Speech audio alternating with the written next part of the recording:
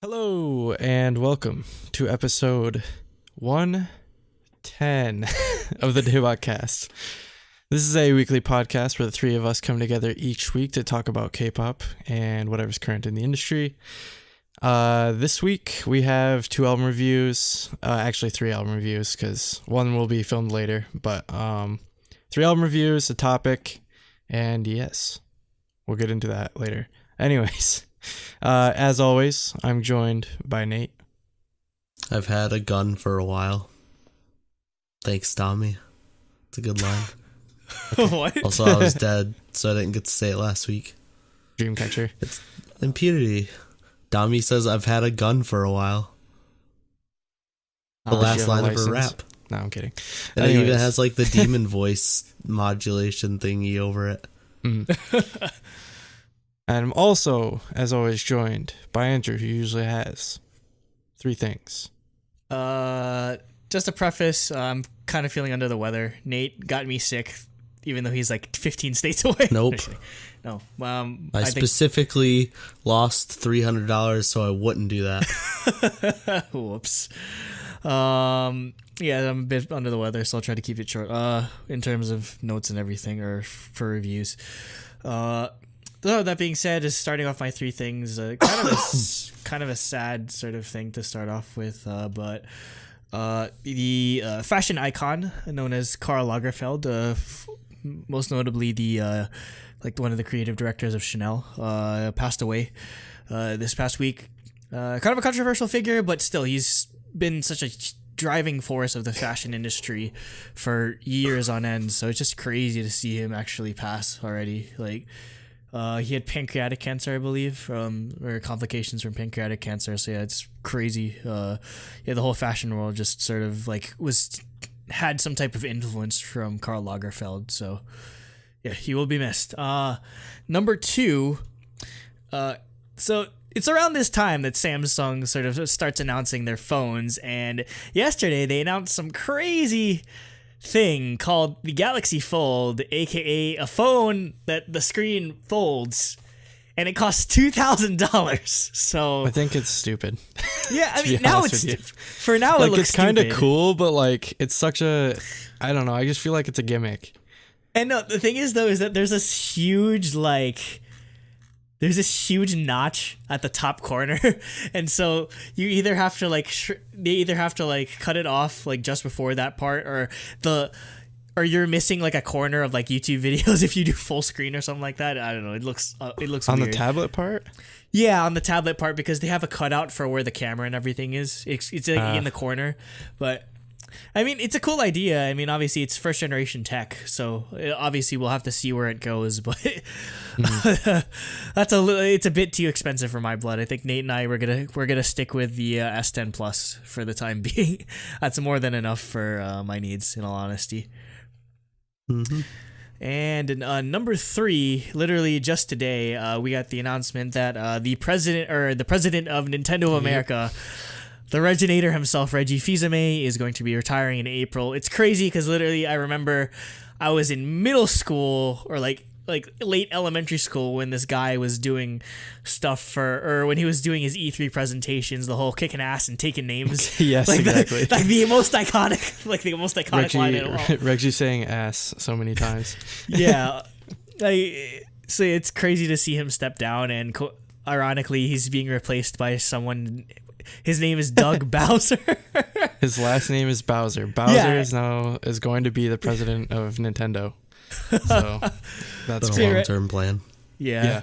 I mean, Reggie's always been a funny guy. He's never afraid to make himself a meme. If anything, he's a walking meme as it is. So he will be missed. Hopefully he enjoys his retirement. Man, retiring at 57, that must be the life. Most people don't retire, and most people our age probably won't retire, in all honesty, or they won't retire until their 70s, just because 401k is fucked. But I mean, hey, enjoy it. And those are the three things. As always, join our Discord. It's mucho lit. Yep. Subscribe. And for the audio listeners, we've been completely weaned off of SoundCloud by this point. Yeah, kind of. I'll do it this weekend. So by the time this goes up, this is your. So again, like if you were paying attention, or if you're listening to us on other feeds, again, nothing's going to change. If you were a former SoundCloud listener and moved somewhere else, hello. I don't know. It's just a lot easier for us to manage it off of our new service called Podbean than it is to run it off SoundCloud. And again, the SoundCloud's future is kind of like up in the air. So I think just for our longevity, it's good for us to move on to Podbean for now. But it also gives us a lot more control over statistics and uploads and all that sort of stuff. And it integrates a lot easier into Spotify, which again we'll get working on immediately, and with like iTunes, Google Play, that sort of thing. So yeah, that's a feature of our audio podcasts again. So I figured out what somebody like commented or tweeted at us 69 randomly, and I think the last time I did it was I told them, if you're an audio listener, tweet 69 at us. So that means somebody is an audio listener and just happened to listen to us. So again, I'll put it out again. I'm really curious. If you're an audio only listener, if you're listening to us on like Stitcher or iTunes or whatever, tweet at us 69 and then say that you're an audio listener, because I really want to see like who's out there, or where the metrics are coming from, in all honesty. Because I sometimes like I don't trust SoundCloud's metrics, because it seems like there's a lot of fake plays or whatever. So I'm just interested in seeing how much of an audio listener base we have. Yep. I'm Jacob. # no blown out. Let's get into this. Never All right. blown out. Are you gonna take blown out? Are you gonna take it with you to Korea? There actually is blown out, but like I'm just not gonna read out of it. You just take it with you to Korea and just still be like # no blown out. Yeah. The reason I got it out is because I was talking to somebody in the exchange student group chat, and they had the pink version. I was like, they were like, do you know this book? And I was like, do you know this book? That's your Bible. Yeah, basically. All right. Anyways, do you know who you're gonna be? We'll talk about. No, that. I don't know. I don't do not know any topics. of my roommates. Anyways, let's get into topic 1, which is Monsta X Take 2. We Are Here, their new album. So I assume Nate is going to be the one reading this off. I also assume I will be the one doing this. Yeah, because he is definitely the biggest Monsta X fan here. Come on, baby. Got my light stick up there. Okay, we start out. Forgive my horrible voice. I'm still partially sick. Yeah, Andrew and Nate are both sick. Don't get sick, Jacob. Start out with intro. We are here. For this, I really like the narration, using that to build to the drop. And then the drop with like the silence and the glitchiness, I thought was really, really good. Overall, I thought it was a good intro. Yeah, I mean, not much else to follow up on that. It's a sick ass intro, especially that drop part. So it fits well going into Alligator. Yeah, so what I said, I thought it was interesting using like the clock ticks as sort of like a metronome, I guess, kind of device throughout the intro. Also, the synth drop they used for like the main chorus, I guess, of the intro was really awesome, super hard hitting. And yeah, like Andrew said, it goes well into Alligator. So yeah, great intro. Speaking of, next is Alligator, which is the single. And I'll start with the stuff I did like about it. I really like the oh part. I think that part sticks out really well. Also Hyungwon's part in the pre-chorus that starts with like falling down, and then like the actual note scale like goes down. That part stood out to me, that pre-chorus part. And in the chorus, the triplets kind of shook it up, and like those were noticeable to me. It wasn't just straight notes singing the chorus. Like Kihyun does a couple of like triplet parts. But overall, I think it's probably my least favorite Monsta X single. In my notes I said I could see it growing on me, but even just listening to it, it started growing on me. But I don't think I'll ever be at a point where I like it more than any of their other stuff. I think the Alligator part's a little obnoxious. It's not as catchy as their other repetitive hooks they've had. But my biggest problem with the song is it's not. It just isn't hype enough. Jakari in the Discord put it well that it's loud. It's just loud, and that doesn't necessarily mean it's hype.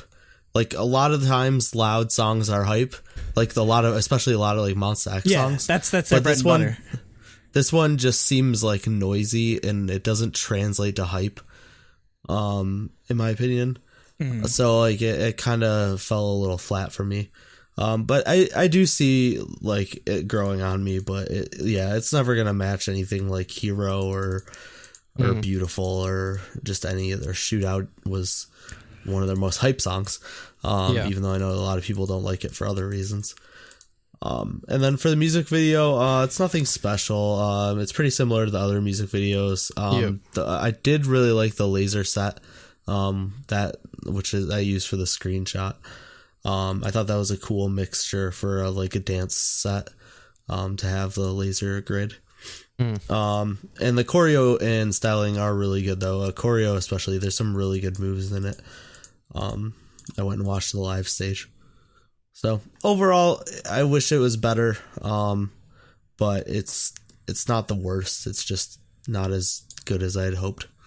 Yeah, I'm roughly in the same boat. I usually like Andreas Oberg produced songs because he's the one that worked on this. But I don't know. It's not necessarily his fault, or I don't think it's on his end necessarily, or my gripes with this song. The instrumental I don't mind. I do think it's probably on direction. Yeah, it's probably a voice direction and like how they deliver the lines or what melodies they're using. Because like, I know you like the triplet part, but I feel like that's sort of one of the culprits of it just sounding like a bunch of noise, because there's this complicated ass like instrumental going in the background, and then all you can hear is just like duh, duh, duh, duh, duh, duh. It's just like it's too hard to focus in on one thing if there's just like a bunch of shit going on all at the same time. So it's just overload at this point. And again, I'm obviously a huge fan of like the hype factor of Monsta X songs, but yeah, I don't know. I just feel kind of lukewarm about it in that case. It's catchy. Yeah. It's just, it doesn't have much else going for it other than being catchy. Like, even like, usually you can rely on like Juhan verses to be hype, but I mean, I don't know. A lot of it just felt kind of phoned in to me. Yeah, I know he's had better verses before. Same thing with the music video. This is probably something that's not going to make sense, but this music video is the most boy group music video to ever boy group music video, if that makes sense. It's just, it kind of feels, it feels so tropey in terms of like the boy group music video that you kind of got going on nowadays. So I feel like they should probably try switching it up in terms of what they do for visual direction or just like aesthetic. So yeah, I don't know. I'm kind of sad. I was kind of hyped for this just because I love Monsta X, but I don't know. I don't even know if this would be a good song to like just do like, I don't know, like freaking K-pop diet dance to. I don't know. Like the choreography is okay, but again, it's just, I don't know. When you kind of have like, when Monsta X has just been incredibly consistent for the past 2 years, or just have had a high level of quality, yeah, I just okay kind of doesn't, like, it doesn't work. Or like you can't just settle for okay as it is, and that's what I feel. The song's okay.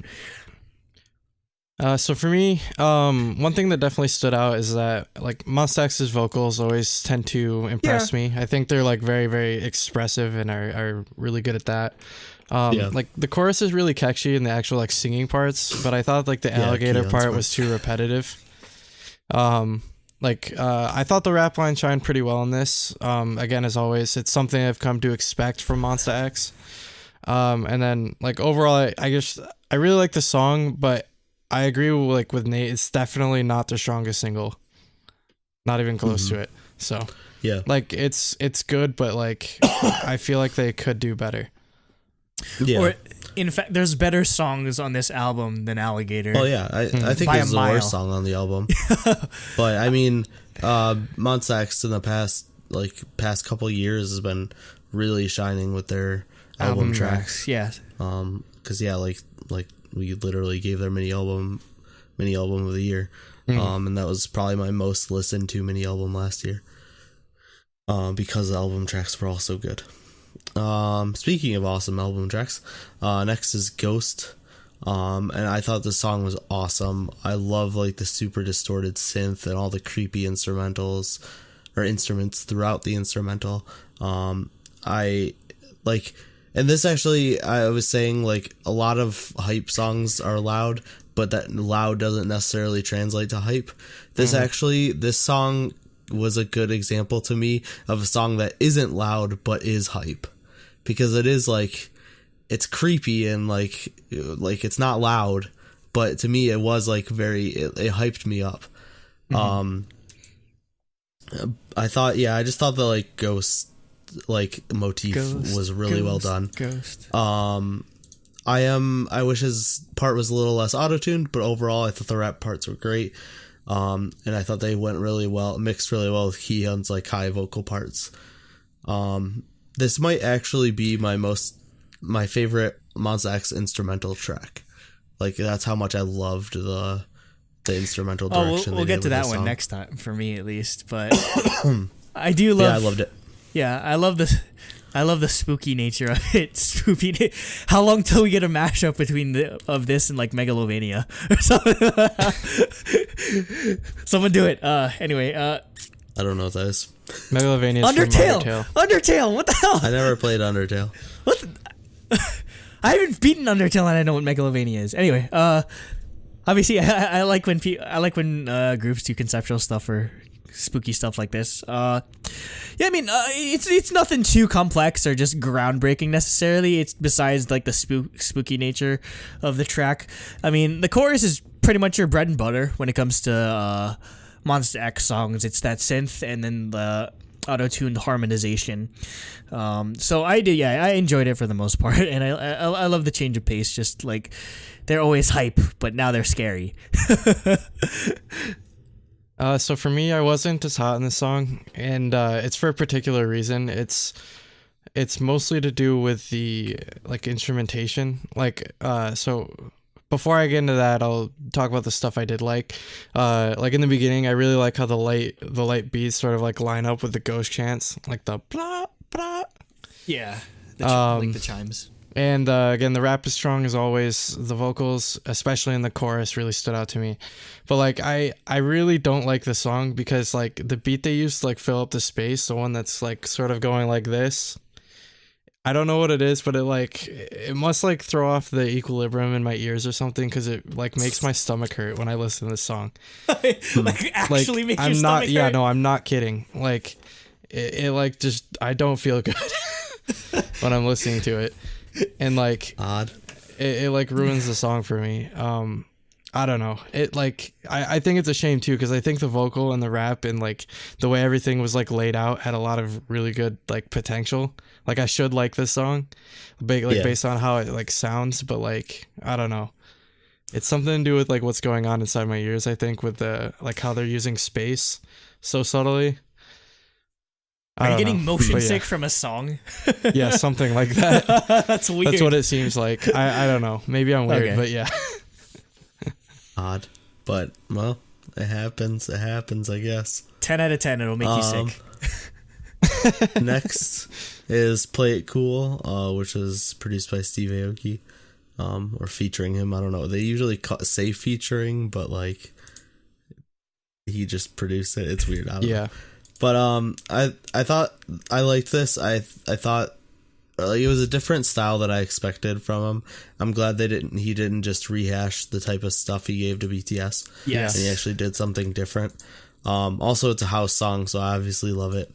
The drop with like the repetitive synthesized like vocals was a little generic. But I can forgive that just because the rest of the song is so good. I thought IM's rap was really stand out in this song. It's always good, but I thought it stood out really well. Also, there's choreography for the song. It's fantastic. So so go watch good. the live stage. Oh, I'm so happy they picked the song for the their comeback performances. It's so good. This is easily my favorite K-pop song written by Steve Aoki, like hands down. Like no disrespect to any of the BTS ones, but I'm just a huge fan of Deep House. What about so the Mr. Taxi remix?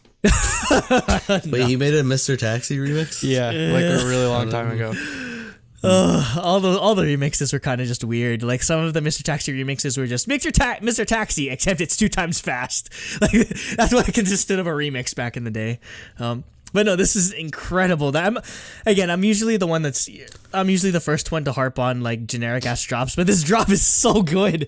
It's so good. I keep repeating this song just to hear that drop. Oh man, like this is easily the most listened to song on this album. In all honesty, it's easily the best song on this album for me. And again, as I mentioned before, I love they gave this an opportunity to show on the live stage, to give it choreography. Just incredible song, mostly just because I didn't expect Steve to give them like a house song like this, so I'm really glad that he's willing to show more versatility and not just like try to make everything just the same with all the K-pop groups. So you know what, and I'm gonna go out there and say it. Let Steve Aoki do the next single for Monsta X, because if they did a house song like this as a single, I'd be all over it. That'd probably be a contender for favorite Monsta X song. In all honesty, it's such a fresh new sound for them. So go for it.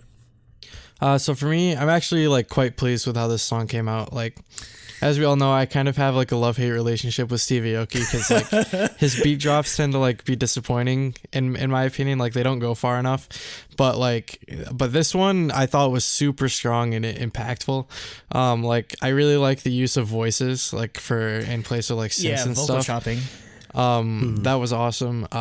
And then Monsta X, like similar, like I guess how like rappers kind of have to like ride the beat as far as flow goes. Their vocals really do that really really well in this song, and I feel like it works out to be really seamless. And yeah, this song is definitely a standout on the album. Like the only criticism I might have is that like the rap towards the end of it kind of seemed like tacked on, like they just paused the real song, inserted it there, and then continued. But not a huge criticism. So. Yeah, it was an awesome song. Yep. Next is No Reason. And for me, Sentimental Monsta X is like arguably as good, if not better, than Hype Monsta X. I really like this song. I thought the like repetitive falsetto part is like perfectly catchy. And I just like how chill it is. It's like stealing Jacob's synesthesia a little bit, but like it's like the type of song you listen to walking down a beach, like during like a sunset or something maybe. That's just the kind of vibe I got from it. Also the harmonies and the ad-libs at the end gave me chills. I thought they were fantastic. I don't know, I'm usually up for like sentimental vocal focused ballady Monsta X, but yeah, this did nothing for me. I mean, I'm kind of sad just because this is like Wonho helped arrange this song, but yeah, I don't know, outside of the chorus it just didn't really have much going for it for me. So yeah, I'm kind of sad. I wanted to enjoy. I love their chill songs usually, but yeah, no, I don't know, this doesn't touch a candle to their earlier stuff, unfortunately. So yeah, like as like I guess it's like painfully obvious, like this is a much softer sound than you'd expect from Monsta X. I really like the guitar sound that they sort of used throughout the song. I thought that was pretty cool. The vocal performance of the members turned out really nice. Again, like I think that's definitely one of Monsta X's strengths is their vocals, despite being more known as being fantastic. As being more of like a hip hop group. But yeah, like it's pretty. I always love when this happens. So like they just the instrumental took what would have been like a normal ballad and still managed to make it like pretty hype. Like I feel like Soft Monsta X is like normal like 17, you know, basically. Like that's considered a step down for them just because they're at like 150% all the time. Yeah. Aju Nice is a sentimental Monsta X song. Next is Give Me That. Speaking of hype Monsta X songs, I love the super industrial sounding opening and like the insanely bassy drop at the beginning. I thought it was awesome, and then I liked how that led into vocals that are a lot more melodic than I expected them to be. I based on the beginning, I thought this would be much more focused on the like IM and Juhan, and like a lot less melodic. Also, I really like the echo they use on their voices. I thought it fit that industrial feeling really well. Overall, I just thought this was a much more hype song than Alligator, and I thought this would have been a good single.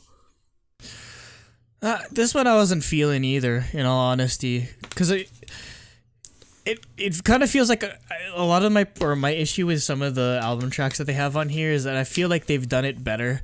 Like they've done it better, and it just serves kind of as a redundancy, or just a lot of it feels like filler to me. So I think that's probably one of my biggest gripes with a lot of the album tracks, and yeah, this is no exception. Yeah, just I feel like I've heard this style of chorus from them done a lot more interesting than they did it here, because I feel like they've done a lot of these like same instrument, like industrial sounds a lot better on like even just like Shootout just very recently. So it feels a little bit too iterative for me. Yeah. So I'll cover the positives first. Like the chorus I thought was super hype and was definitely effective. And then I thought the first rapper in particular, I think his name is IM. Yeah, I always forget his name all the time. So yeah, his verse really stood out to me. I thought his flow was really great. Like Juhan, he's always easy to remember because he says his name all the time. So. Well, I am does too, because he starts his raps with "I am what I am." Oh, okay, that makes Wait, sense. so He says that a lot if of- Juhan he changed says his that a name to lot of Juhoney, times. does that mean he does? He just, did. I have not seen that anywhere. I don't know where Cooper read that. I've seen it. I've seen it elsewhere. Well, they use it as the hashtag, but he's always used that as a nickname. I haven't seen any news that he changed his stage name to I am it, in though. camp. Juhoney. No Juhoney. No Juhoney. That is a horrible nickname. So it's because people call him Juhyun on accident sometimes. Yeah, because they can't say they don't know how to read. Because Han is kind of hard for them to pronounce in Korean. So Well, it's not hard to pronounce. It's just uncommon. yeah, Like there's Jihan and Promise, right? yeah. So Juhan shouldn't be that hard, but yeah, no, I'm Yeah. calling him Juhan. I'm calling him Juhan from now till the day I die. Sorry, No Juhanies. no. Those can be his fans' names. That's his fan. I think that calling is. the Juhanies. I think that is what his fans' names are called. All right. Anyways, yeah. While I really do like this song, "Give Me That," I really, My God, it he really did just makes me want like Monsta X to try something new, because I feel like they haven't really evolved much. Yeah. Like on this from this release beyond like where they were like one or two releases ago. Like while everything is still like really well made and it's still as good as it was before, like I feel like this ground has already been treaded upon before for them, and I because I really like them. I'd like to see them push forward a little bit in this one.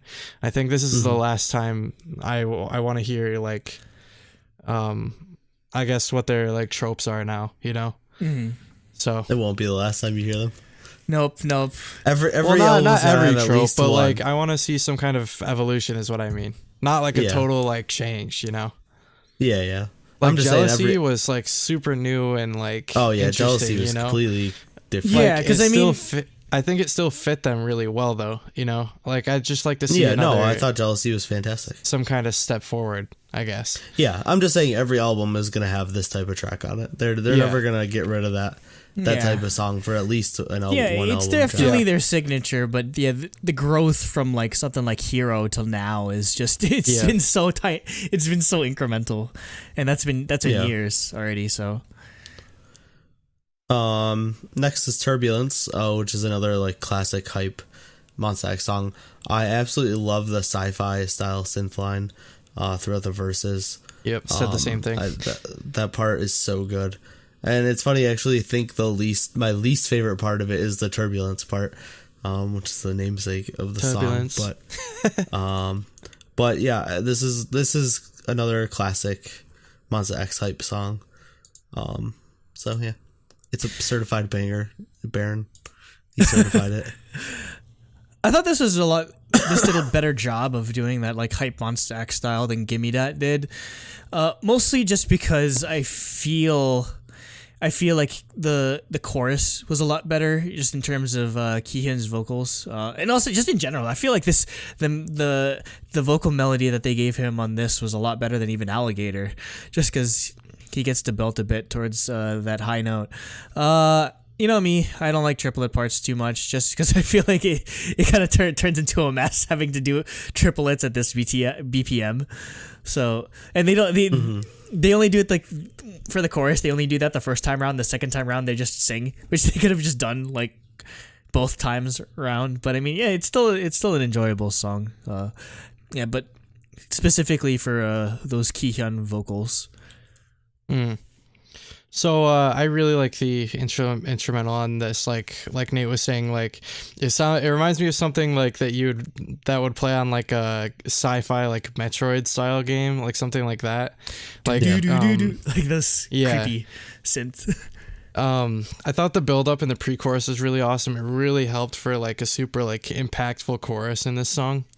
Again, like it definitely delivers on the Monsta X like certified like hype guarantee. For your money back.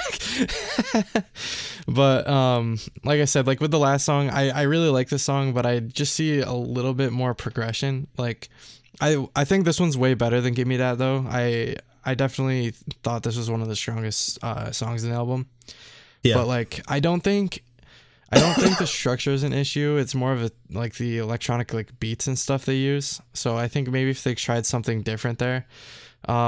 Like in particular, I think this song reminds me a lot of Dramarama.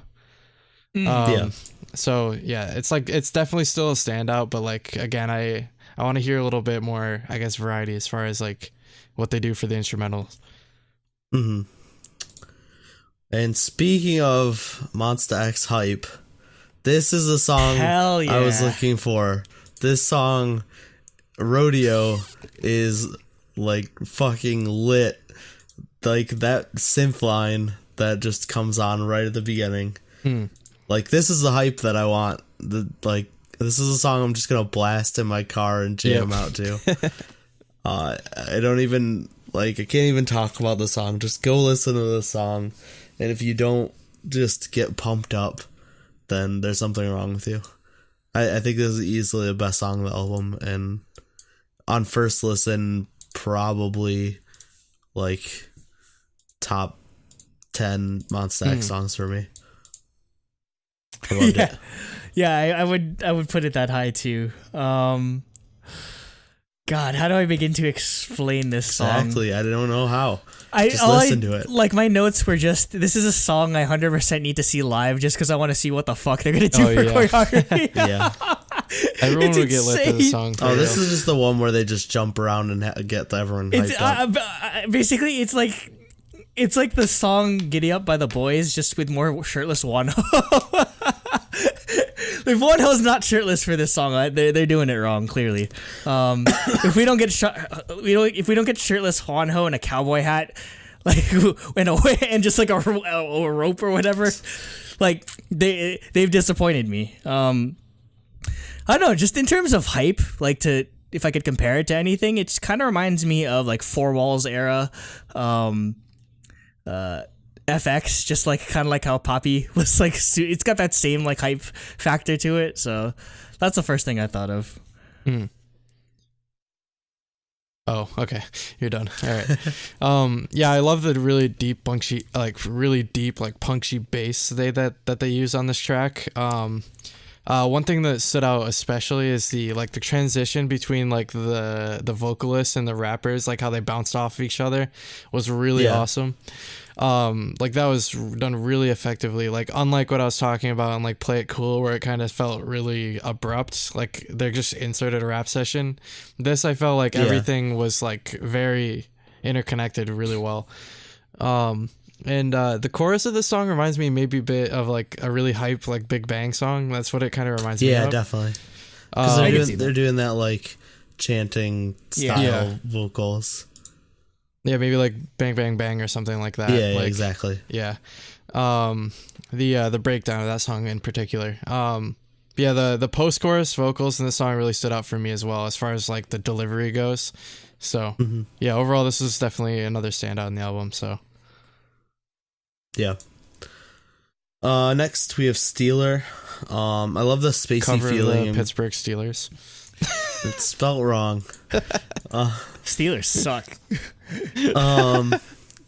But no, I love like the spacey feeling I get from the instrumentals in the beginning, like how empty it is and the synths. I especially love that emptiness in the rap verse. I thought it fit really well. Also the build to the drop I thought was great, with the synths building really well. The only thing I wish when they, during the drop, they switched the type of synths they used. The drop synths are like very generic. And like they use that for the build, which I thought was fine. But then when it dropped, they just kept using those synths, and it was, the drop was a little generic for the instrumentals. But overall, I like the feeling of the song, and I thought the vocals during the drop were good, which is I made up for it a little bit. There's some like really good harmonization in there. And then the bridge I thought was great because it changed up the vibe of the song like the perfect amount, but it kept the overall style. So like overall I like the song. I just wish the drop, the instrumentals during the drop were changed up a little bit to make it a little more interesting. Yeah, that's my big issue with it too, just because I don't mind, like, you think the Steeler, like that part would get kind of repetitive, but that's actually the part I enjoy. It's just, it just gets super let down by how, like, generic the background instrumental is. It just sounds like, it barely sounds like a chorus, in all honesty. It just sounds like they just kept the same, it sounds like they didn't even change anything between the verse and the chorus. Like that instrumental break sounds way more interesting than the actual chorus, like the do do do do do do do part. So that it'd just be a minor change, but I still enjoy the song for the most part. Yeah, so for me, right off the bat, like the gun cocking sounds I thought were kind of cool. Like you don't like usually hear that all the time. It's usually like, I mean, you do. It's like kind of a trope in like hip hop, but I think the way they used it here was interesting. Yeah, I agree. I also really like the snaps that like kind of keep the tempo during the rap section, like towards the beginning of the song. And honestly, I know you guys didn't like the synths in the chorus, but like I thought this song was a big enough departure from like what they normally would do, and this is more like of what I was looking for. And I think this would work like better than Alligator as like the title track. Like I could see like particularly the gun cock and like the snap motifs and the audio would make for like decent visuals and stuff at the music video. Like overall I think this was actually my favorite. I was just feeling this song the most, so yeah, I like this one a lot. Yeah, I thought it was good. I just think that one part would have made it better, but I think overall the song is fantastic. And finally we have Party Time. I thought this was a great like chill acoustic R&B song. Cover I thought it fit there. Well, that was just called Party. Cover of Party by SNC. But yeah, I thought this fit their voices really well. I thought it was a really good way to end the album. Other than the Dalala part, I like the group chant part, like the part where they're like shouting, like doing a call and response during the verses. But yeah, overall I like the song a lot. I don't know if you guys noticed, but it has that same instrumental riff that Dalsenio from Loona YYXY, that dun dun dun, to get like that guitar part. If you listen to it carefully, it's the exact same sample. I don't know where this sample's from, because this is like the 100th time I've heard it, but like I don't know. Honestly, that's all that was interested me in regards to this song, honestly, just because, chorus was all right. That da da da da da da da da part kind of went on a bit too long, because I understand doing it in like a minor or whatever, but it just kind of feels super out of place in the song, because it just takes up like there's like an entire part where they just keep doing it for like a good like 20 seconds, so it kind of overstayed its welcome in that end. So based on the title, I was not expecting it to be such like more like again, this is not a chill song, but for Monsta X it is like a chill like R&B song. Like I was expecting a song called Party Time to be like just a complete like club banger or something like that. Yeah. But yeah, like I definitely will not complain about like a nice R&B track like this from Monsta X. I usually don't like trap, but like I thought the trap beat they used in this was not super annoying, and I thought it worked pretty well with the vocals. And like you guys said, the only part I don't like is the da la la la la part. It's annoying. Yeah. So yeah, we can get to our scores. Yes. For me, I actually gave it a 6.5 out of 7 for music. I thought everything was well done. There were just small parts here and there. Alligator I thought was easily the worst part, but I still didn't hate it. And I thought all the album tracks were fantastic. And some of them are some of my favorite Monsta X songs based on this early listen. So it might be recency bias, but I could see Rodeo and Ghost being up there in my top songs for them. So I gave him 6.5 there. Then I did a 2 out of 3 for style, because I thought the choreo was really good for both songs. And I thought the styling was good. Really, it was just a music video that could have used a little more originality to it. So I gave it an 8.5 overall total. On my end, specifically for the single Alligator, I gave that 2.5 out of 3.5. Again, it's not... I just want them to push even more than they are now. Like, just in general, this album felt like par for Monsta X, and I want Monsta X to shoot for like hole-in-ones or eagles all the time. Like, especially with the hype group, I feel like you can't really rest on your laurels necessarily, or just settle too much into one particular sound, just because the hype factor sort of wanes after a while if you're just hearing the same old stuff over and over. So yeah, in that case, outside of a few bright spots like Rodeo or Turbulence or Ghost, Steeler, yeah, I do think that they could have done with a few less tracks. Just I felt like it could have been a bit more concise, which is why I ended up giving it a 2.5 as well for album tracks, just because I felt it was a little inflated for my taste. And concept, I gave it 2 out of 3. Again, choreo wasn't bad, styling wasn't bad, but they really need to go somewhere else with their visual style when it comes to music videos, because it's not memorable. In all honesty, I can barely remember it other than like the lasers, or like it just seems too generic at this point. So that that'll work out to a 7 out of 10 for my score. Yeah. So for me, I gave it a 5.5 out of 7 for music. Like I thought there's some really strong, like, good songs on this. It's just that, like, again, I'd like to see more growth, and like Andrew said, I feel like this is just like par for the course for them. I just want to see I want to see more growth on their part. Even though I feel like they did do a good job. And then also the fact that Ghost like made me sick for whatever reason. It's like I just don't feel good when I'm listening to it. It's not like I feel like I'm gonna throw up. I just like if I listen to that for like 10 minutes straight, I'd have a stomach ache. I don't know why. But yeah, like there's some really good highlights. Like Play It Cool was awesome. Turbulence was awesome. Rodeo, Steeler. Yeah, I really liked all those songs. But yeah, like I'd like to see more growth and some sort of evolution step forward. So 5.5 out of 7 for music. And then for concept, I give them a 1.5 just because like the music video, like you guys were saying as well, like it just didn't really do much. I felt very plain. And I feel like we've seen a lot better from them in the past. So yeah, I gave them a 1.5 because again, it's okay, but like it definitely didn't make me go wow, like in any capacity, I guess. So yeah, overall I gave it a 7 out of 10. I think it was a good, solid release, but yeah, you know, I think they have more potential than what I guess what we got here. Yeah, basically. Yeah. I have Cooper's. Oh, did you want to read it? Summer. Yeah, I've got it. Since I read the rest of the album stuff, I figured I would. So yeah, Cooper said, I enjoyed this album more than Are You There? Alligator as a title track didn't impress me that much, but I still think it's better than Shootout.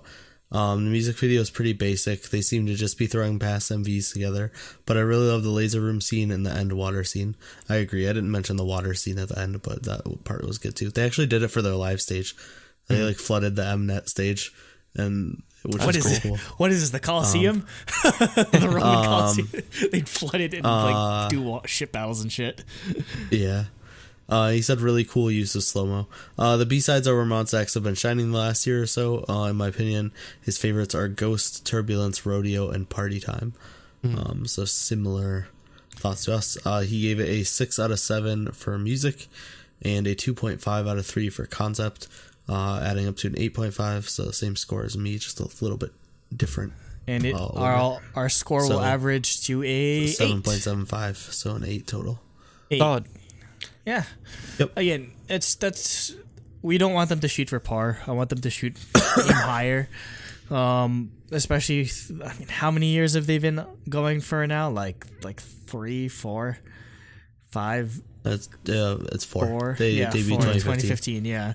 So, yeah, I think at this point they gotta change it up a bit because they have been around for a while. So. Yeah. Again, like it's a good album. We just would like to see more, I guess, is what it is. So, yes. More Rodeo. Put an entire album out of Rodeo on repeat and I'll be happy. Because then I'll just play the album in my car. Okay. All right. Topic 2. Loona, XX. We'll actually be reviewing the mini album. Me and Andrew talked a little bit about some songs that we did like during our reaction, so you can go check that out. We reacted to their music video, which is something we don't always do, but with Loona, their music videos are good enough that Card we feel and like Loona. definitely worth Loona, checking out. Card, maybe. SNSD. Maybe. Oh yeah, SNSD, if they come out with anything as if a group, they ever come out as a group, we were making SNSD cast. Yes. OT9. Soshi cast. Anyways, Soshi cast, yeah. Who wants to read? Should I read? Andrew read? I assume Andrew will. I guess He's I'll do the it. biggest orbit. This is LunaCast episode 4. So hello people that are just listening in for LunaCast. It's me again. All right. So this is a review of Loona's XX. Kind of a mini album, kind of a repackage. It's a repack. Well, it's a repackage. It's a repackage, but there's 6 tracks. Physically, they only. Yeah. It's a repackaged physical album, but on like streaming services such as Spotify. Yeah. New mini album. They do what SM's been doing, where it's just the new tracks. And I mean, 6 is a lot. 6 is a lot for a repackage. Like usually you only get like 1 or 2 for a repackage, 3 maybe, but 6 is that's a pretty decent that's amount. probably the most I've ever seen out of a repackage. Yeah. So I'm just calling took the mini album and turned it into a full album. Yeah, essentially. Exactly. Yeah, I'm just calling this a mini album. So starting us off, we have. Also, we're not doing the bonus physical tracks because they're technically teasers for the next album. So we didn't think it would be fair to add that to the score. Plus, they're not out yet. Plus, like. Then we'd have less to talk about in the next review. So like, we're just doing the tracks. Like if you look this album up on Spotify, we're just doing those tracks. Yep. Yeah. We'll cover those whenever Loona the Ballad comes out. I believe, like I said, May or something like that. I don't know. Anyway, starting us off, we have the intro track entitled XX, and specifically cover of the group. I don't know. Okay, go on. You were saying something? There's a space between the X's, so. It's like eyes. It's a cover of X Gon' Give It To You by DMX. It's a cover of that. Even close. It's a cover of at this point. We're just ruining the joke. Like you guys. It's a cover of that. Party XX Time is not a cover of DJ. Party. And this isn't a cover of either of those songs. Oh god. The names have to be the same, or it's not. Anyway, I'd say this is another Loona OP that deserves to be a full song, just because I feel like this instrumental is just way too good to leave just as an intro track. Like it's really good. So I'm always a big fan of the intro tracks that they decide on for Loona mini albums. Jacob? So I didn't have too much to say, but I really like the voice synths they use for this, and that's sort of a motif that they use throughout the whole album that I liked a lot. So yeah, I thought this was a good intro, and yeah, like Andrew said, it definitely could have been a really cool full song. Yep. Yeah, yeah, I thought this was great. It's super glitchy, like funky Odd Eye Circle style sound, which is what got me into Loona, so I loved it. Next up, we have the single entitled "Butterfly." Jacob and I, we kind of talked about this a bit. So Nate, I'm gonna let you take first shot at this. What do you think? Oh, okay. So yeah, so just for a little bit of background, I was a bit disappointed in their debut in Hi Hi and Plus Plus as an album. It felt like they took a like pretty safe style for their debut, and was kind of underwhelming for me considering how experimental they were with their solo and subunit stuff. So with this coming out, like this is exactly what I wanted from their debut. This song and this album, I really wish this is what they debuted with, because I feel like my Loona like hype dropped a lot from their debut. Like I haven't really listened to that album much, considering how much I listen to their singles or like their solo stuff. But this song and album I'm gonna listen to a ton. I love, as for the song itself, I love how chill it is. Their vocals are just like buttery smooth. I thought the snaps and the piano for the pre-chorus build are great, like super minimalistic. And the drop adds a great amount of energy, like to contrast the like more chill verses. Sorry. I thought the rap part's fantastic. I love the mix of like rapping, talking, and singing all throughout it. They layered a lot of vocals in that part, and I thought that was really cool. Music video I thought was awesome. I like how I like what they did with the diversity, and the different dancers in different locations doing like interpretive dance. That was cool to see. And if you haven't watched their comeback stage on M Countdown, do yourself a favor and watch that, because it's literally one of the best girl group stages I've seen in a long time. The choreography was amazing. Their dancing and stage presence was fantastic. Just everything about it. Everything about this song is exactly what I wanted from their debut. So although I was not as big of a fan of Hi Hi, I don't hate the song. I just expected more. I'm glad it didn't take too long to get to this point to get my hype for the group and like back to where I wanted it to be. Jacob, did you have anything else to add to what we had with the yeah, I'll just retread a little bit and then go into like my actual thoughts on the song. Like what we were saying in the reaction, like the MV was beautiful. I love to see the like diverse cast of people from like all over the world and like all different locations. I thought the instrumental, like the way the instrumental like clears out with the subtle synths and snaps during the "Fly Like a Butterfly" part of the chorus, I thought that was awesome. The beat drop chorus works really well, and I thought they did a really good job at delivering like a nice high impact. And once again, I really like the voice synths they use for the instrumental. I think it sounds really cool. Okay, so on my end, I guess I'd want to give additional thoughts now that I've had like a couple days to sit on listening to the music video. I guess to just sum it up entirely, Hi Hi, or the reason Hi Hi was a song that made me realize how much I love K-pop, because I feel like Hi Hi was very much a quintessential K-pop song, and just through a Loona lens, and it managed to work. Whereas Butterfly is a song that kind of almost makes me forget that I'm listening to K-pop, and I love it for that entirely, which I think sums up my love for Loona just perfectly, because Loona has been doing this style of music that is stuff that I was listening to like 3-4 years ago, like well before I even got back in, quote unquote, to K-pop full time. Like this sort of future-based electronic stuff. Like specifically, this song reminds me so much of one of my favorite future-based producers. His name is Neat, Neet, but it's like the E's are Greek E's, so it's really cool. like specifically just the way that they use like the vocal chopping and everything. And like the amount of emptiness that they use in certain parts is just something that it reminds me of him so much. And this is this like, if you told me this stuff was in K-pop, like if you told like 2015 me that this wasn't going to be K-pop in 2019, I wouldn't believe you, just because that's kind of why I fell away from K-pop. In fact, because I didn't get as much enjoyment out of it as much as I was getting out of finding SoundCloud producers and people that were doing this type of music. And I think that's why I'll probably always have a soft spot for Loona, just because they're the ones that are always pushing that edge or finding that new sound and just making it work in terms of the K-pop context.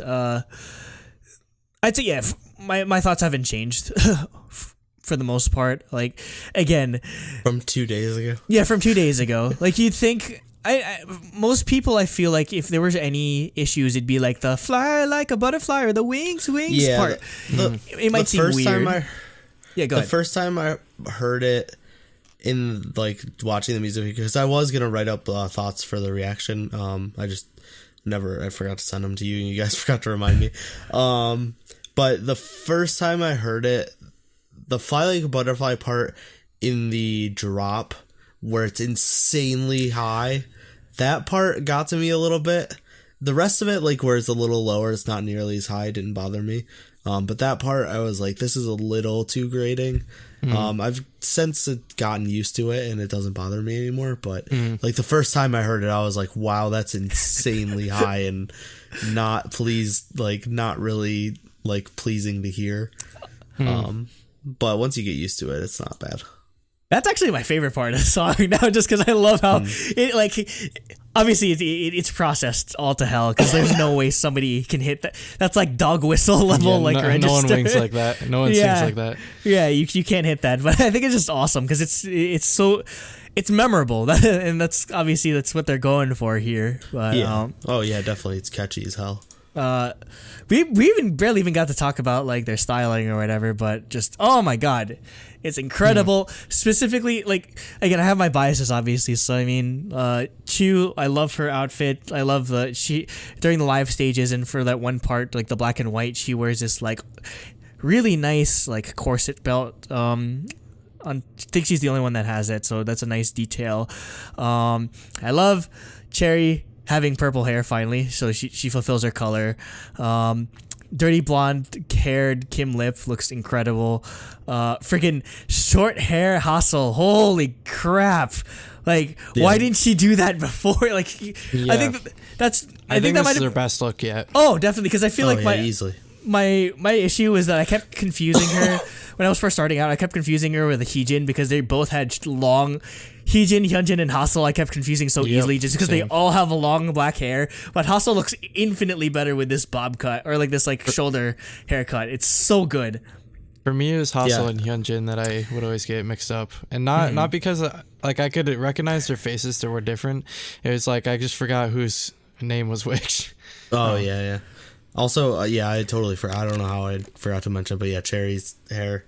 Purple hair. When like it got teased that she had purple hair, I was just like yelling in Loona Discord like for her every day and for the teaser to come out, and when it did, I was just like became my profile picture and my phone background, and I changed my Discord name to Cherry Daebak instead of Truly Daebak. So yeah, it looks amazing. Vivi has red hair again. They are gonna give her a different color besides like some shade of red. It's always pink. I mean, granted, she went to black or last time or whatever, but yeah. Also, got to mention like how what's her name?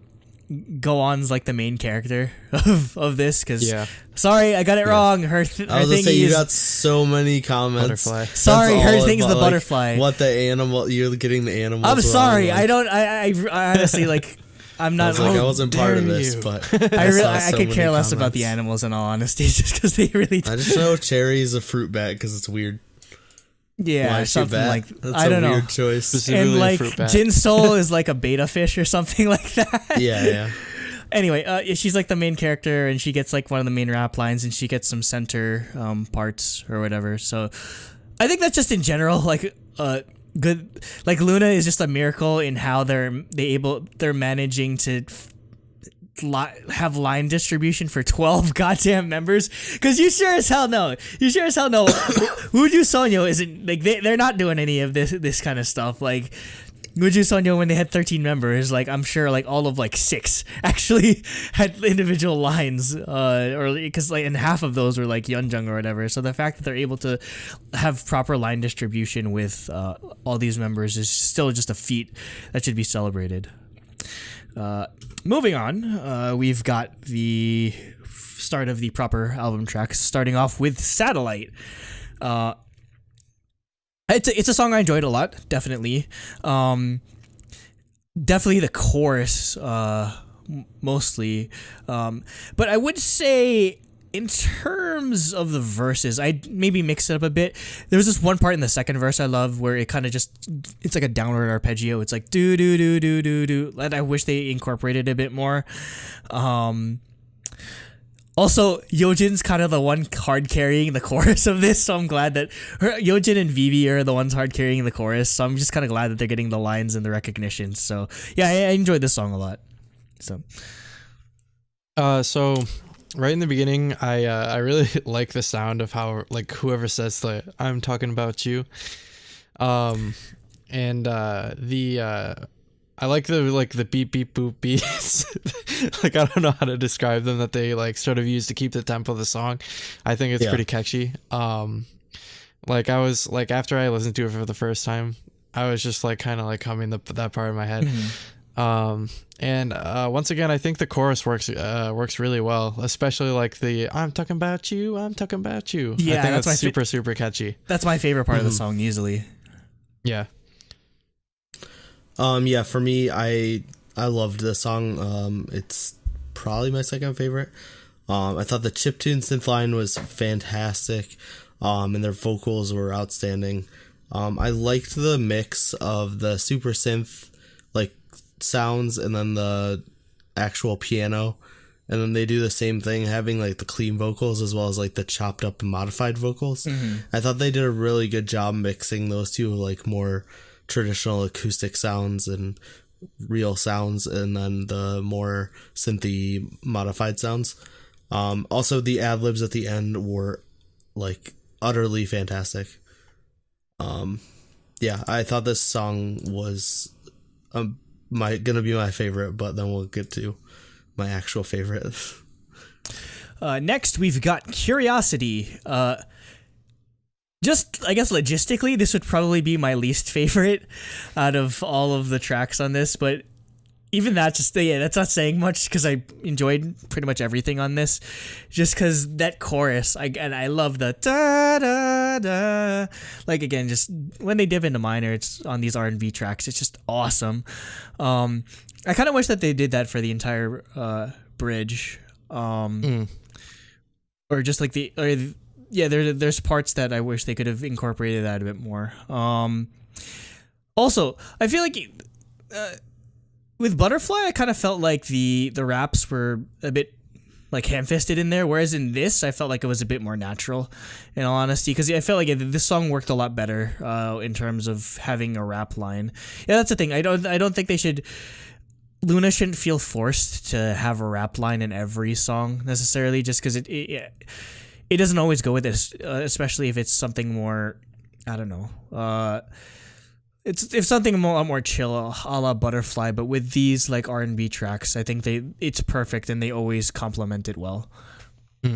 Overall, I think the song is good. Like the only real problem I have with it is that I don't think it differentiates itself from other songs on the album enough. Yeah. Like as for the actual music, I really like the funky like synth instrumentals that are laced throughout the song. I think the sing rap style of singing they went with in many verses, I think that works really well. So I was happy to hear that because like sometimes it doesn't really work. It can be like annoying, but I think in this song it worked well. And again, I like the song a lot, but like I wish it did more to stand out a little more from like Satellite and Colors, which it like pretty much had the like unfortunate fate of being just sandwiched between. Yeah. Nate. Yeah, for me, I thought this song was like straight out of Odd Eye Circle's playbook. Yeah, definitely. The song is all over the place, but for me, I thought it was good. I thought there's just so many interesting things going on. My best way to describe it was like it's funky, synthy, chill goodness. Yeah. But it's just like I don't really know how to describe it other than that. Yeah, overall, it was another song I liked a lot. I don't think it was as good as Satellite, but I still loved it. Like I said, this is what I wanted from Loona from the start. So this type of weird, like just awesomeness. Next, we're on to Colors. This is probably, besides the intro, this is probably my second favorite of the album tracks, just because, again, just the line distribution for the chorus is just a masterpiece of how they're able to get almost every... Like, the chorus, if you listen to it, like, it kind of sounds like it'd be for one person, but they managed to make it work with, like, 4 or 5 different people, and they do it for... Each different time they do the chorus, it's a different set of people. So getting almost everyone to participate in the chorus and still manage and have them all be able to hit the lines or the notes properly, because there's some high notes in that too. So just having that work out is just awesome. The instrumental during the chorus especially is just really good. It's probably what made Curiosity feel a bit lackluster, just in comparison to how awesome the chorus for Colors was. And then there's this awesome instrumental breakdown that they get to towards the end, and then it goes into like this quiet like bridge thingy. I kind of wish that they just, instead of having like the quiet part of the bridge, they just kept that instrumental break and then just transposed the lyrics over that, just because I felt like that would have been a nice change of pace. But I mean, that didn't kill the song too much. Like, this was, yeah, definitely a favorite of mine. All right, so I thought the like really punchy percussion like mixed with a really nice fun beat, I think that really makes a song for me. Like, it really hypes up the song, even in spots where I feel like the vocals didn't necessarily blow me away. That being said, that's not to say the vocals in the song were bad. Like, there were just some parts that were kind of like just okay, and then other parts that were really good. I thought the pause before one of the verses, like towards the middle of the song, like before the second pre-chorus, was pretty cool. I thought that was well done. And the beat drop chorus towards like the latter half, I thought that felt kind of out of place. But that being said, I still liked it. I thought it was pretty good. So. Yeah, for me, I really love the fake out for a drop at the beginning, where they like build, they cut, and then they just kind of continue with the song. You kind of expect a drop there, and there wasn't one. I liked the like mysterious sounding instrumentals. I thought it matched the vocals perfectly, and I thought this was a really good vocal showcase. And then the instrumental solo leading into like the more ballady bridge, I thought gave it a good break. So yeah, just another amazing song. Speaking of vocal showcase, we've got Where You At, which is the closing track for, at least for the new section of songs. So again, I'm usually the one that kind of harps on like boring ballady tracks, but I just feel like juxtaposed against, at least with full member 12 member Loona, like they mostly do just like dance or electronic instrumental tracks. So something like this is an awesome change of pace, and the vocals during the chorus are just incredibly catchy and incredibly well done. It's easily my favorite of the album track. Like, if you were to tell me my favorite track on a Loona album would be, or my favorite album track on a Loona album would be the ballad, I think I was crazy, but they managed to do it. Mostly just because that melody that they use for that synth is just incredible, how it complements the vocals so well. It's kind of like a counter melody almost, like it's just like how it's sort of like touching each of the notes or whatever. But like, from what I'm hearing, I think like Aiden mentioned that this might be what Loona the Ballad sounds like, and if this is what Loona the Ballad sounds like, I'm all in. I'm 100% in on this. I want an entire group like this. Also, just a small mention, the producer of this song was Daniel Kim, who worked on pretty much like half the Monsta X album that we just covered. He did Alligator, Ghost, Rodeo, Turbulence, and Steeler, so he's got a pretty good repertoire. He did all the good ones. He did all the good ones. Yeah, he did Rodeo, Ghost, Turbulence. Yeah, so he's got a good track record going for him so far. So for me, like this, other than maybe Butterfly, was definitely the standout track in the album, like easily. I think it easily has the best vocal performances out of like any of the songs on the mini album, and it's definitely among the best vocals I've heard from them like ever. So yeah, like also I thought the mixing could have easily not worked on this song, but I'm really glad it did. Because like in order to pull off the right kind of like impact, they needed to convey a certain amount of openness, I guess, as far as like the mixing goes. So I was really glad that worked out, because like that's one of my favorite parts of the song. And yeah, this is definitely a highlight track in the album for me. It's probably my favorite, I'd say. Mm-hmm. Yeah, it's got the right amount of echoey echo and openness. Yeah, because it's kind of hard to get that going with both the vocals and both that synth line. It's like where it's like doo-doo-doo, like it's very short, so you got to stretch it out a bit, like or you've got to make it a bit echoey to just fit the vibe that they got going for that chorus. But it works so well. Again, like the dreamy vibe is definitely like what I like the best about this song. On top of the vocals. Yeah, for me, this is like the classic, like sentimental girl group style ballady song, and this is exactly what I needed for them.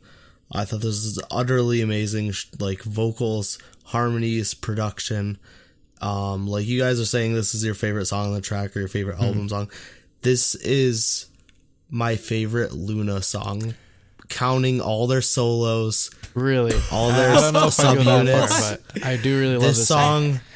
Blew me away. And I am so excited for Loona the Ballad, because I love this type of song. Like this is this early SNSD style, like sentimental ballady type of song I just love. And they pulled it off flawlessly.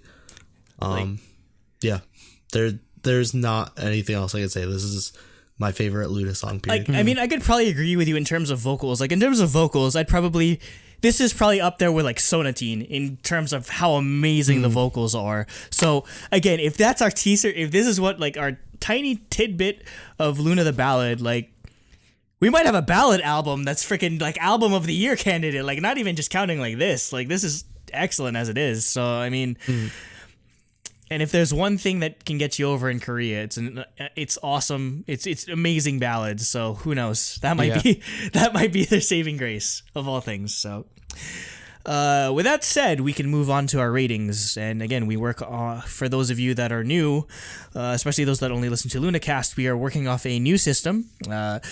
We are out of a 10, we are scoring a maximum of 7 points for the music, whereas I individually scored 3.5 specifically for the title track and 3.5 for the album tracks, and a maximum of 3 points for the concept. That being said, I am going to give Loona XX, the single gets a 3 out of 3.5, because Butterfly... Again, I still might need to think it over in terms of if I like this more than Hi or Favorite. If anything, I like them for different reasons, and that's a sign of a good group where it's not really an and or thing. It's like you're versatile enough to show me two amazing styles of songs, and yeah, I can't get over this song in all honesty. I've just been humming the "Fly Like a Butterfly" part that's like on the train every time I'm listening to this. So. It's an amazing song, and I was so scared that I wasn't gonna like it. I was so scared just because Loona hype has just been off the charts over the past year. So I'm just like, there's no way they can keep it up, and they managed to blow away my expectations. So, and you know me, I'm stingy as fuck, even when it comes to like groups I love. Yeah. So for me to say that I'm blown away, that carries gravitas. Album tracks 3 out of 3.5. Again, I enjoyed almost everything. Minor complaints otherwise, but that's a really good score for me. And the concept, full marks, 3 out of 3. I'm still thinking about that music video, the cinematography. Like that's like a masterclass of just like how you produce music videos, how you use Digs color. you petty, man. Digs you petty. How you use color to build emotion, as I mentioned before, and just, it complements it so well. Again, not to mention how clean the choreography was. Just like, man, no one does it like Loona. Seriously, no one does presentation like Loona. No one does concept. Like, they embody the term concept, where everything they do is all it's all part of the plan, as they say.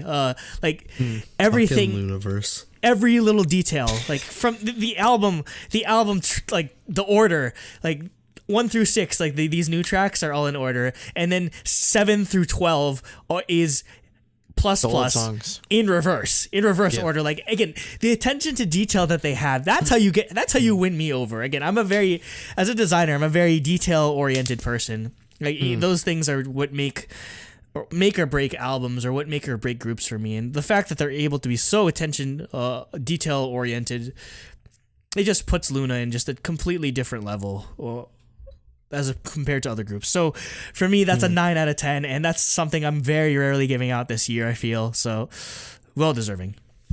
Yeah.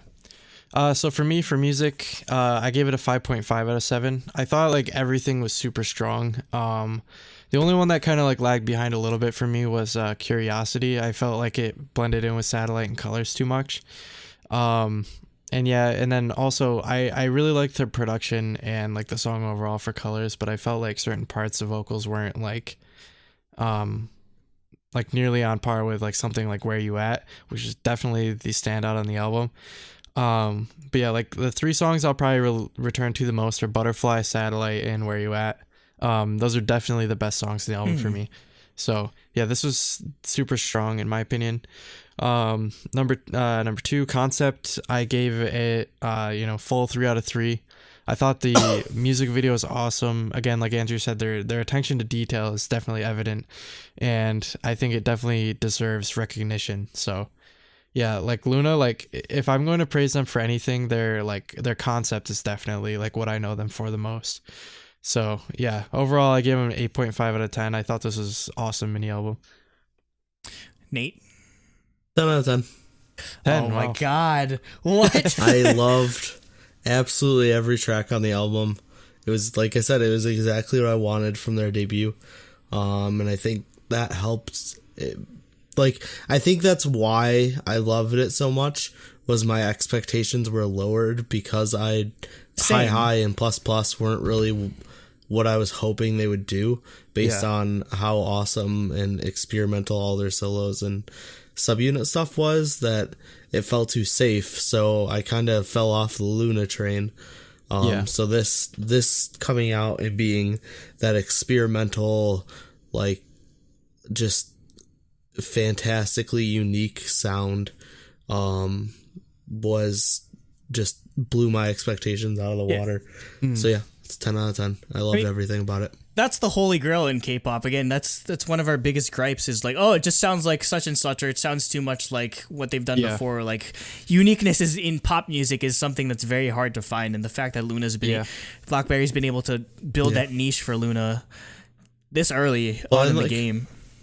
For Concept, did you guys even mention the limited A cover?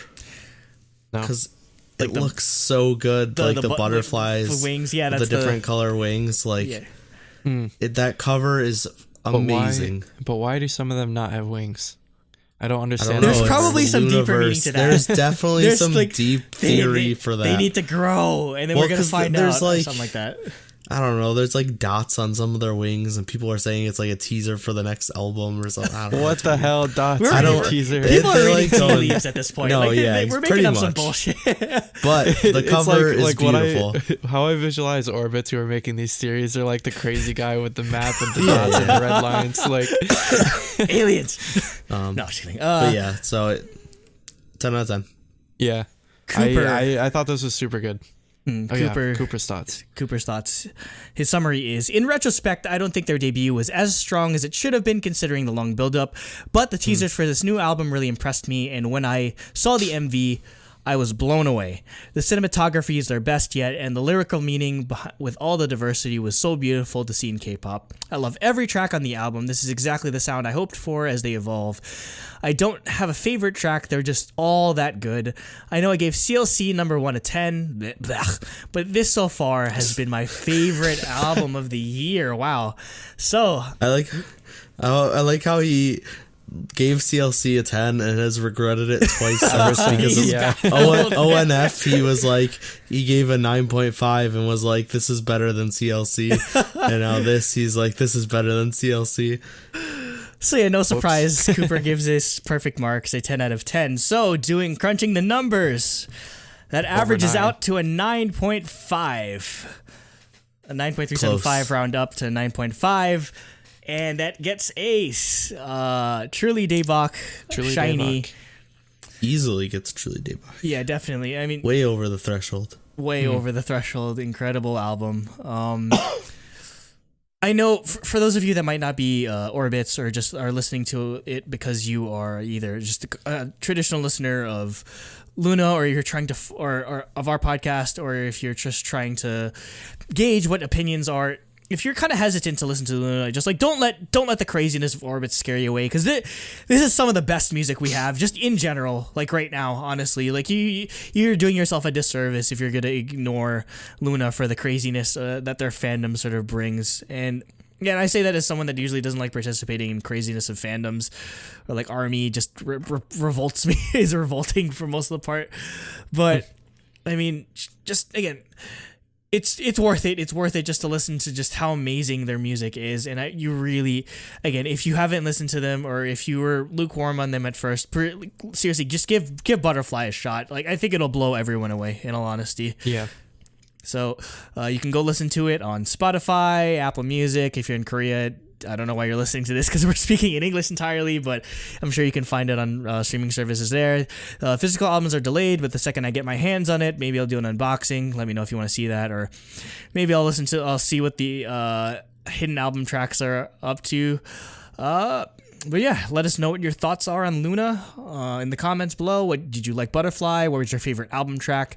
Would you put this above plus plus, or would you put plus plus above XX? Please let us know in the comments. Yep. Topic 3. All right, topic 3. Go for it, Jacob. It's your topic. All right. What do I show know. for Yeah, I don't really just show like a Korean flag or something. I don't know. No, I'm gonna go to the website of Sungkyungkwon or something. Yeah. So anyways, I guess this is just my topic about how like what I'll be doing in the next like 4 months or so.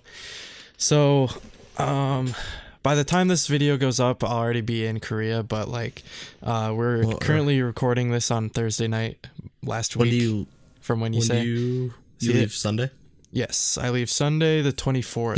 You'll arrive Monday when this goes up. Yep. So I'll arrive. Well, this will go up on Wednesday, I think. Oh, this part will go up Wednesday. Yeah. You're right. So, anyways, I'll arrive Monday, and on Monday I'll only have like a hotel room, so I gotta check in there. But on the 26th, I get to move in. And yeah, so basically I'll be studying abroad at Sungkyungkwon University in Seoul, and yeah. I think it's just crazy that this is actually happening now, because it's something that we've been talking about for 3 years. Like you talking about going to Korea predates Truly Daebak. You know, yes. Well, yeah, it was the first conversation Jacob and I had. Yeah. He was in high school and was like, "Hey, I want to do that." Yeah. I was like, "Hey, I did that." Like 3 years ago. Yeah.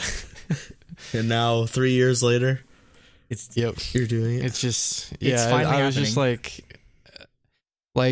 it's like when I was looking for colleges, like legitimately, like one of my like requirements was being able to study abroad.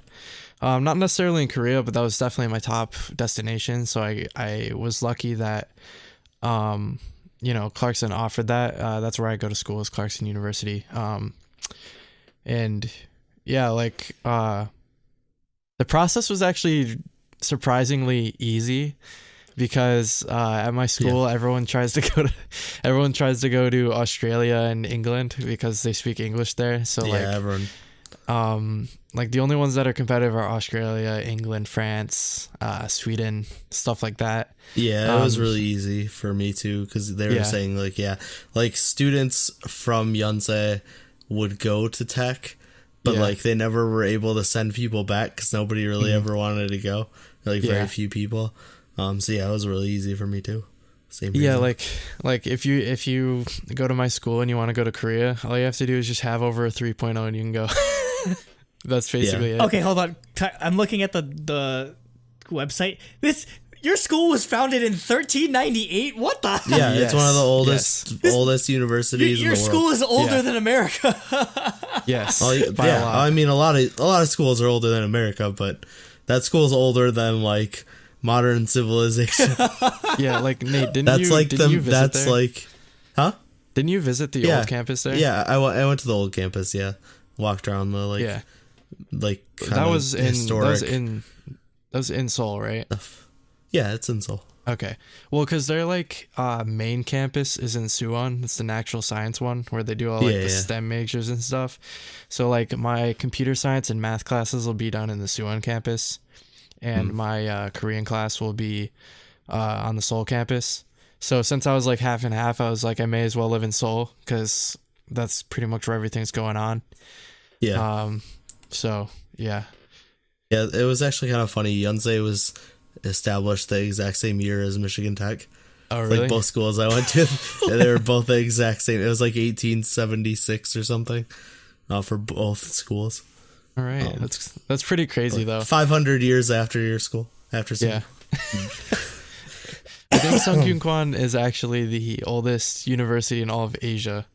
Actually, yeah, it's one of the oldest in the world. Like, I remember reading because, like I said, like Jacob said, I went to they have like a historical part like that you can tour and like be touristy and like to just have information and stuff. Actually, so, like, now that I think about it, read up on the history and stuff. When Andrew said older than America, it's actually older than even the discovery of America. Yeah, exactly. It's like not even close to being old. It's like 3 times as old as the United States. That's insane. It's crazy. Yeah, like what is it? 600 years. It's crazy to me. Yeah, there's a 620th anniversary like commemoration thing on the website that I'm looking at right now. 620 years. So like, do you have like any questions, Jacob? I'm sure this topic would be like nice. Like if you have questions, maybe other people that listened might have questions that I could answer. Yeah, especially if you don't know if you're newer to the podcast, like I lived in Seoul for 4 months. I studied abroad there in 2012. I went to Yonsei University. So like I've been through all this, and I'm sure if you have questions, other people might be interested in studying abroad and have questions. My main question now is like, what did you do for your phone? So phone, I actually eventually went and got like pay per minute SIM card. Okay. Yeah, that's probably what I'm gonna do. That was data. Yeah, I didn't do data. You can live off of Wi-Fi. It's fine. Well, at least for me, like what I want, like I want to make sure I always have data at all times, because like I think I did have data because of maps and stuff. Yeah, like it's not even because like YouTube or music or anything like that. I just like I need to be able to look things up when I I want to know like random facts or whatever. Yeah, I think I did do data because it was pretty cheap. When I originally like 100%, I actually made a mistake. I think we got it off, but make sure you turn data off before you fly. Oh yeah, because like I didn't turn data off for like a day.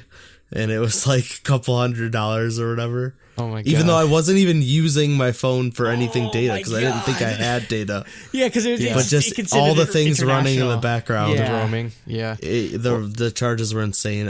I think we were able to get it off our bill, but yeah, make sure, because you don't have to go, like you can have it in non-airplane mode, but turn data off. It's in just turn off cellular. Yeah, exactly. and then just live off of Wi-Fi, and that's fine. Yeah. And then eventually you could just go. I had a lot of the things I did were easier because there were people there that were fluent that I like hung out with. Yeah. Because like things for like signing up for well, actually no. Oh, that's right. Now that I think about it, I think our school had a thing to help us get phones and stuff. Oh, that's good. Apparently like there's a store on campus for us, but like Yeah. you're not gonna get the best deal by going there. Okay. Somebody also mentioned that there's like this like Chinese stand that sells SIM cards, and it's like unlimited data for like $24 a month. Oh, But I'm okay. like, I don't know. That But sounds sus. apparently it only janky. works with some phones, so Oh, okay. it's like a crapshoot whether it'll work or not. I mean, I guess you should mention about like how you're already in a group chat with like all the people that are staying in the international section of Sunken Kwan. Yeah, so somebody posted in like, so when I was accepted like officially, when they sent the acceptance package, they're like, yeah, you must join this Facebook group for announcements and stuff. And then along with that, there was another group that was optional. It was more for like people to just like talk and like meet each other. And then somebody made a group chat on Kakao that everyone could join, and like currently there's 159 people in there. So like it made it easy to like just meet people and like make friends and stuff like that, ask questions. Yeah. Have you told any of them about our podcast? Yeah, I actually ended up telling them yesterday about it. Oh, are any of them? Hey, On accident? Hello. Well, not an accident. It was like kind of more like like because we just recently opened up a chat for like people who like Korean music, and K-pop. Okay. like they were like, how the heck do you know some like all this stuff? And I was because like, you were just like, because you were I the think I need literal to. You're just like expert. you're the big brained one. Yeah, basically. I was like, I need to because my I have a podcast and we cover all new releases basically. So yeah, like Did you link just- it at least so that they can Yeah, yeah. subscribe? Yeah. they asked for the link, so I linked it. And Hello, yeah. Jacob's fellow study abroad people. We're all single Yes. here.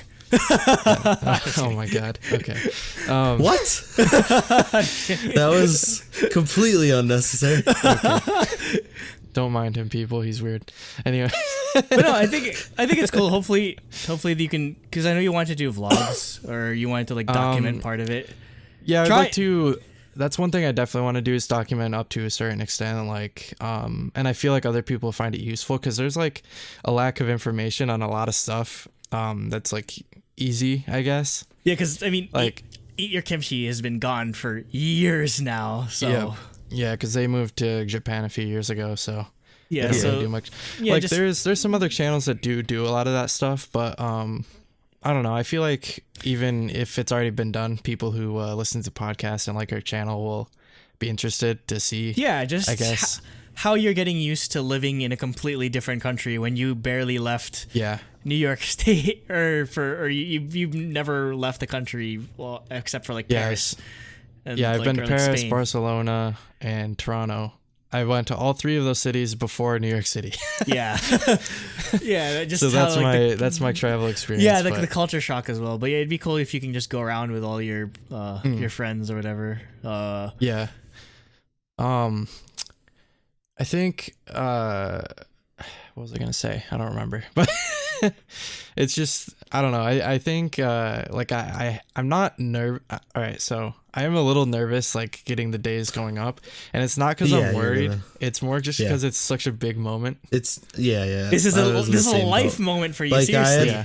I had literally I didn't have worry about being away from home or anything. Yeah. But like I never got homesick or anything. But yeah, just Yeah. the fact that you're like, oh, I'm gonna uproot my life for 4 months and live in the other side of the planet. Yeah. The Yeah. place I've never been. I don't speak a language fluently. Like, Yeah. yeah. Yeah, because for me, It's, like it's my radius of living is so close, like New York and New Jersey, and Yeah. you're going from like New York State to freaking like halfway across the world. So well, I'd never. Well, you'd at least been to Europe. I had never left. Yeah. yeah, I never left the United States. The U.S. or Canada. North America. Canada doesn't count because I live so close to it. But But yeah, like I literally had never been anywhere remotely different than the U.S. So I think that's one way that I'm blessed is that like my Hashtag blessed. high school does it. Yeah. My high school does like a field trip like every 2 years with the French and Spanish classes. Mm-hmm. So like the people who take college French and college Spanish, they always every 2 years they go on a trip to Paris and to Barcelona. It's like for like a week. And yeah, like up till now, like that was probably the biggest experience of my life, like legitimately. Like it was just weird. I feel like that's definitely what triggered like my like love of travel specifically. Wanderlust, man. Yeah, it's so cool. Like I don't know. Like when I was on the plane going home, I literally cried because I didn't want to leave yet. It was like It's probably gonna be like that when you leave Korea, I'm sure. yeah, it's just like I don't know.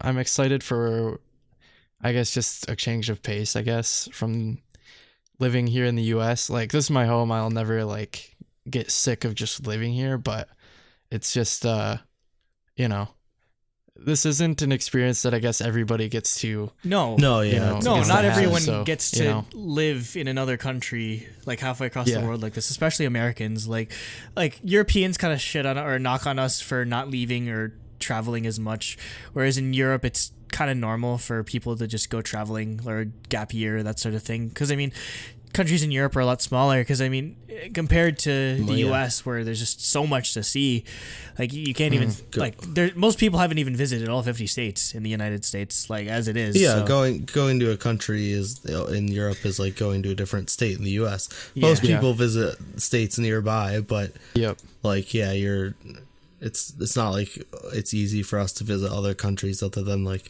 Mexico if you're in the south or Canada if you're in the north. Yeah. So. And those are at least Canada is basically just the U.S. in terms of culture. Like Yeah, it's the except exact for same Montreal culture, and Quebec. Like, except Yeah, for Quebec. Yeah, Quebec. French I Canada. went to Montreal for a hackathon and it felt like I was in Europe again.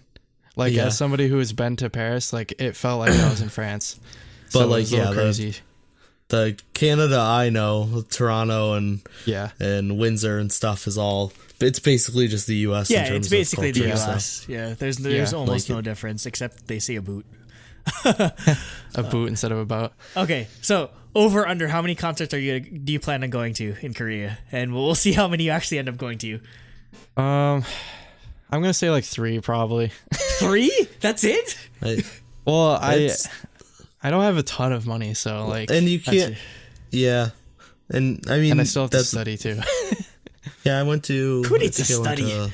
I think I went to 4 plus a fan sign event. Oh yeah, the Miss A one that you The randomly Miss A, found out yeah. That was the greatest thing ever. Like literally, went to the local music shop, like by my college, and was To buy the buying album. albums. And I was just buying a bunch of random albums. I just picked up like I probably bought like a Car album and a Rainbow album, and like I was just buying random albums of groups I liked. And one of them was Miss A, this new album, and the shopkeeper was like, hey, they're doing a fan signing like literally the giant building like 2 buildings over in like later on this afternoon. I was like, oh, okay. And then I just walked into that, so that was good. Yeah, hopefully something like But that yeah. happens to you, Jacob. You just get Yeah, get went into, to- I want to get these random opportunities. twice. You have to Just go to falling you have in my lap. to get into Yeah, a the- Twice fan signing or like an Eyes One fan signing or like I don't know Idol or I think those are probably a lot harder to get into Yeah. than a Miss A fan signing. He needs to get into like a Dreamcatcher fan sign. Yeah. Or Card. like Card. if they release music. Yeah. Well, I'm sure if Be Card like, hey, releases I went music, to you your can. first concert in Toronto. Yeah, I'm sure if Card releases music, you can probably go to that. You can probably go Yeah. to that debut event because it's probably not Oh as yeah, like the I could go to exclusive. music stations probably easily for that. Yeah. Or you can just go Um, around to like places where you break- could. You have to, you have to go find people that are busking, and then you have to be like, okay, this group's gonna blow up in like 5 years, and we're gonna be like, I told you so. We breaking news. What? Itzy just won on M Countdown. Oh my god. that was really- a they while beat- ago. That was a while ago. Wait, really? Yeah. Oh yeah, this is 18 hours ago. I What just the didn't hell are see you it. doing? Lord. Anyway, Did anyone post it on Discord? hell yeah, we posted on Discord like 100 Really? times. Oh, I was too busy. doing the rating stuff. Recycle, react. Oops. Cycle. No, but what I was gonna say is, no, you know who you should find? You should find Walwari. If Walwari, Oh my if God. Walwari is God. busking, you need to Take tell a them picture of them. we are the biggest fans. Oh my god. Yeah, we have to live vicariously through you, Jacob, for the next 4 months until Yeah. I go to Korea. One thing I definitely want to do is go around and visit like different cities and stuff. Like I'll be at the airport in Incheon, but like I heard Incheon has like really good seafood. Busan especially as well. Yeah, just like all the different like cities and see what like they have to offer. Like if I have a break or something, Jeju Island would be really cool, especially since like Yeah. they speak a have to completely get- different language. Yeah, Yeah. Jeju is completely different. Yeah, that was the thing. those Like that don't I didn't get to travel at all. Like I mean, I traveled all over Seoul just because Yeah. you just take the subway or whatever. But I mean, even like, that, I didn't really leave Seoul. even that's just a lot to discover. I mean, it's like New York yeah, I City. mean, Seoul is like literally a third of the country, basically. Yeah, like in terms of like population. in terms of land or population, I think it's even more. But like just even like land mass it takes up, like the metropolitan area is yeah. ginormous. A lot of the suburbs. You and need stuff. to go watch LCK. You have to go watch LCK because I don't think we're gonna be able to. professional gaming and stuff. Yeah, or go Oh watch. yeah, I went to But- because when I was there, I saw the GSL finals. Yeah, Yeah, for you have to go StarCraft. see. Or I don't know if they still do Overwatch events in Korea, but you have to go Apparently, see. apparently they don't have Apex in Korea yet. Yeah, no, they stopped So, Apex like, because so Overwatch. somebody Wait, in Wait, what? Yeah, they There don't were have like a bunch of Korean streamers last week. Oh, I don't on know Twitch. because this guy in the group chat, he's like, yeah, you can't get it in Korea yet. So you have to if you want to play it there and like install it at a PC bong, you have to add it to your library before you leave. Oh, okay. for playing games. Oh, but we're 'Cause- talking about professionally. Oh no. No, Apex. Jacob Oh, was, no, I Jacob just was mean saying they like you can't can't even play play the Apex. game. Like it's not at PC bongs. Like you have to own it yourself. are you gonna? Yeah, You should yes. do a live stream from From a PC bong. Yeah. Should I just- just bring my webcam with me and like? Yeah, bring your webcam and then just be like, okay, I'm grinding Korean like solo queue on League of Legends, and everyone's just cursing Oh you my out for God. being a foreign. dude, no, they cursed me out for being bad. Like I'm so bad. Just play But ARAM. yeah, when I'm there, Jacob, we definitely have to go to Yonsei so you can see it since it's one of your favorite dramas. Oh Just yeah, filmed Reply there. 1994. So good. Yeah, you already saw most of the campus. You It have was to- so surreal watching that show. I was just Oh, like, really? oh my god. Another Well, thing. yeah, because I just like that was my campus. I walked around that campus every day for Yeah. 4 months. Did Just you finish another- that show ever? No, I should watch it. I should it, watch finish it. it. There's in like all 5 honesty. episodes left. 1994 I'll- is my favorite of the three. Yeah, I finished the first one. I still haven't seen the third. No, Obviously. but just a general thing. We should go visit the building near YG where they filmed YG whatchamacallit Future Strategy office. yeah, yeah. It's an actual building right next to YG. There's a lot of Like tourism like, places. well no, like near where I live, there's like a lot of historical like stuff, like Well, yeah, palaces, yeah. Where you and live in Korea. statues and where I live in Korea. I'm not there yet, by the way, obviously, but yeah, like nearby there's like a ton of landmarks and stuff, so we could definitely do that. You need to find the laundry pizza. The pizza laundry mat. The laundromat. Pizza laundromat. That actually be something really cool to do. Is I just like hunt down all these K-pop no, music video that's locations. that's something we actually wanted to do, but because obviously there's only so many in America. Like there's probably only like Yeah. one in the like New York City, a couple in New York City, and then like one in Vancouver, which is like twice as Big like Bang, Bad Boy. yeah, Bad Boys in front of like or just like that whole album they just filmed in Brooklyn. So yeah, if you could find just like all these landmarks, I think that'd be a cool thing to go look up. I want to find the colored shipping containers from the Card music video. No, you need to go find the tunnel where every boy group the films tunnel, their music the video. tunnel. People would probably drive through there. Well, no, that shipping container thing's like it's like a shopping center. Like they okay. turned that like all those shipping containers into like stores. It's like an actual That's place. cool. That's that you actually can really go. cool. Yeah. I'm not sure where it is though. Yeah. Wait, we're actually, I'm probably, I can speak on Nate's behalf though. We're probably really excited for you. Yeah, I'm like. I mean, I'm more excited to finally go back myself. Yeah. But no, I just think it's been 6 years. And it'd be my first time like leaving the country as well. But I think just in general, I think I could probably speak on Nate's behalf that we're proud of you, dude, for that you're able to pull it off. Because I know it's been a big thing for you for years on end. There was a part where you didn't know if you were even gonna go or if you're even gonna be able to afford to go. So I'm just happy that you're finally gonna be able to experience this. My freshman year, like my grades were not good enough because like my first semester I had like a 2.0. Like full disclosure, I guess, but I had like a 2.0 and I was like, oh shit. So you're not gonna be able to. So you worked your ass off though. Yeah, I did. My GPA has been like over a 3.5 for the last like ever since then. So like and it wasn't even that I wasn't working hard during that semester. It was just like I hated all the classes I took. I was gonna say you didn't. You considered transferring even. Yeah, it was just like it was craziness, but yeah, like I'm really glad this was able to work out. Like, and again, like another thing was I wasn't sure if I'd be able to get the classes I needed. Like, there was so much stuff like writing on this, so yeah, I'm really glad everything worked out. It all worked out perfectly. So I guess we can close it on that for now. Enjoy the freaking. How long is it? 18 hours. 14-hour flight. So 14-hour flight from. I think it's you like have a layover? I think it's like 1 hour to Detroit and from Rochester, and then I have to stay in Detroit for like 4 hours, and then I go to Seoul. I wish we could like go in and out of the airport because I was gonna say I can't meet up. Yeah. So like me and Nate will be in the same city for a while, but then I mean you're literally you're about an hour and 15 minutes. Well, about an hour away from me. Oh, okay. So still decently far, but the airport is literally like the opposite side of the Detroit metropolitan area as my house. Okay. Like where I am. I'm like pretty far outside of it. So yeah, for me, it's close to my work though. It's like 10 minutes from my work. So when I land in Detroit, that'll actually be. Oh wait, no, never mind. I was gonna say it'll be the farthest west I've ever been. That's actually false. Because I've been to a place in Indiana.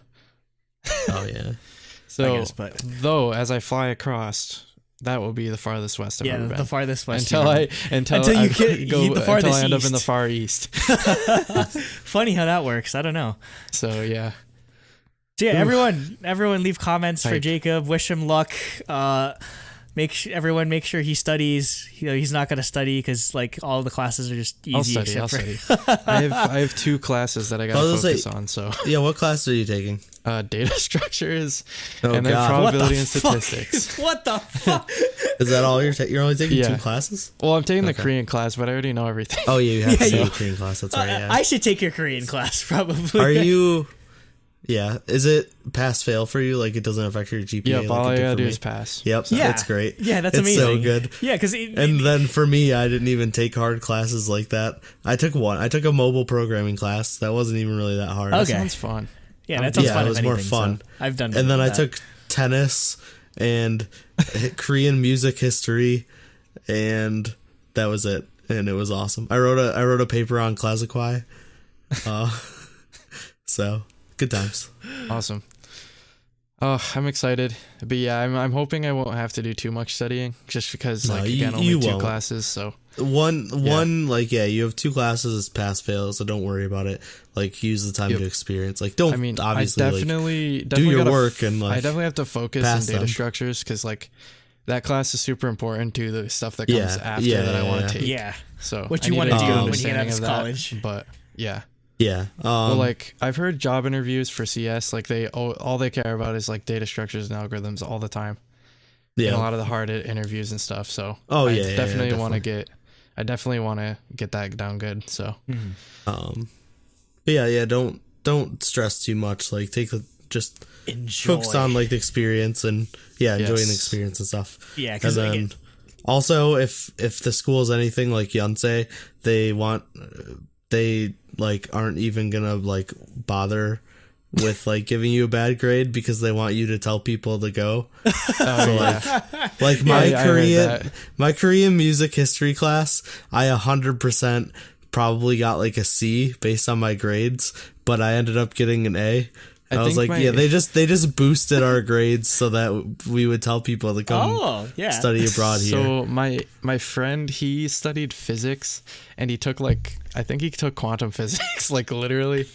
And they had like a group project, and like he was paired up with like I think 3 other Korean students, and they just like did the project without him.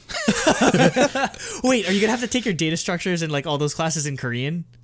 No, those will be in English. It's in English. Oh, thank God! Because all the schools have international schools that have English. Because I'd be like, oh my God! All the classes I took were. That'd be like 10 times harder. But the only way I can see me having a little hard of a time is because I do have the possibility of changing from the beginner Korean class to the intermediate one, but I think the intermediate one might be a little too hard. So just pretend you don't know anything. Well, that's what I'm going to start out doing because there's a placement test at orientation. I don't want to get stuck in a class that's too hard. So yeah, because like beginner, I could take beginner 2, and that's what I want to take, but that is not like within my schedule. So I have to take beginner 1 and spend like a month learning Hangul again. Yep, it's more time you don't have to worry about schoolwork. Well, I'm just gonna study Korean on my own. So well, yeah, exactly. Yeah, because you need to. You'll just absorb a ton of it while being there. Yeah, that's a great part.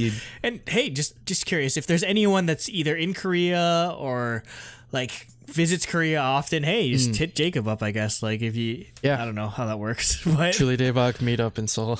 yeah, that'd be awesome. Again, I don't know how much of a listener base we have over in Seoul or in Korea, but like if anyone's out there, just say hi, I guess. Yep. All right. And topic 4 is going to be Tiffany Young's debut American mini album / second Lips on Lips mini album / second mini album / she had a bunch of singles, but Lips on Lips is her first album in America. Yeah, she's an American artist now. She doesn't have to abide by. They don't call it. Yeah, they don't number their releases. And technically, it'd be called an EP because they don't use the term mini album. Well, I think it is called the Lips on Lips EP. And if you obviously noticed, we lost Jacob. We're recording this later than the other parts because we were waiting for the album to come out. And he's in Korea now, and getting his gym membership. He moved into his dorm yesterday, so he's got a lot of things to do, and we were hoping he could find time to do this, but he does not. But we have his notes. We'll get him back soon. Don't worry. Yeah. Okay. We're starting off with "Born Again," which was the like pre-release single. MV came out like a couple months ago. Just 1 month ago. That was in January. 1 month. Okay. Yeah. Was it like almost exactly a month ago? Yeah, I guess Peppermint because Peppermint was December. Yeah, so "Born Again" was like the pre-release. For me, like I'm not a huge fan of like the mumbling style she uses in this song. I think the song gets better in the chorus where there's more range. Also, I think the chorus is pretty catchy. Definitely. I really like the synth parts during the verses. It's like really mysterious and catches the ear. And I think that like that definitely stood out to me more than the singing.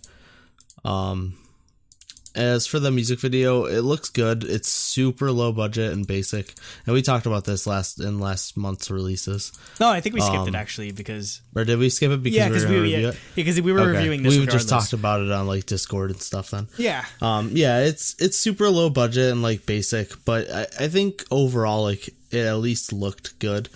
So like that helps. You can't. It's a pre-release and like. Obviously, she's not going to have SM budget music videos with her solo comebacks here in America. So, like, you can't really put those expectations on it like you do with K-pop music videos. So I can't really fault it for that. It's definitely a song that had to grow on me a bit, just because at first listen, because the first time we listened to it, it was actually the YouTube video was kind of messed up because something happened like on the when they uploaded or when it was processing that like the audio got like messed up or garbled or like it sounded like it was bass boosted essentially. So I was just like, oh, this doesn't sound good.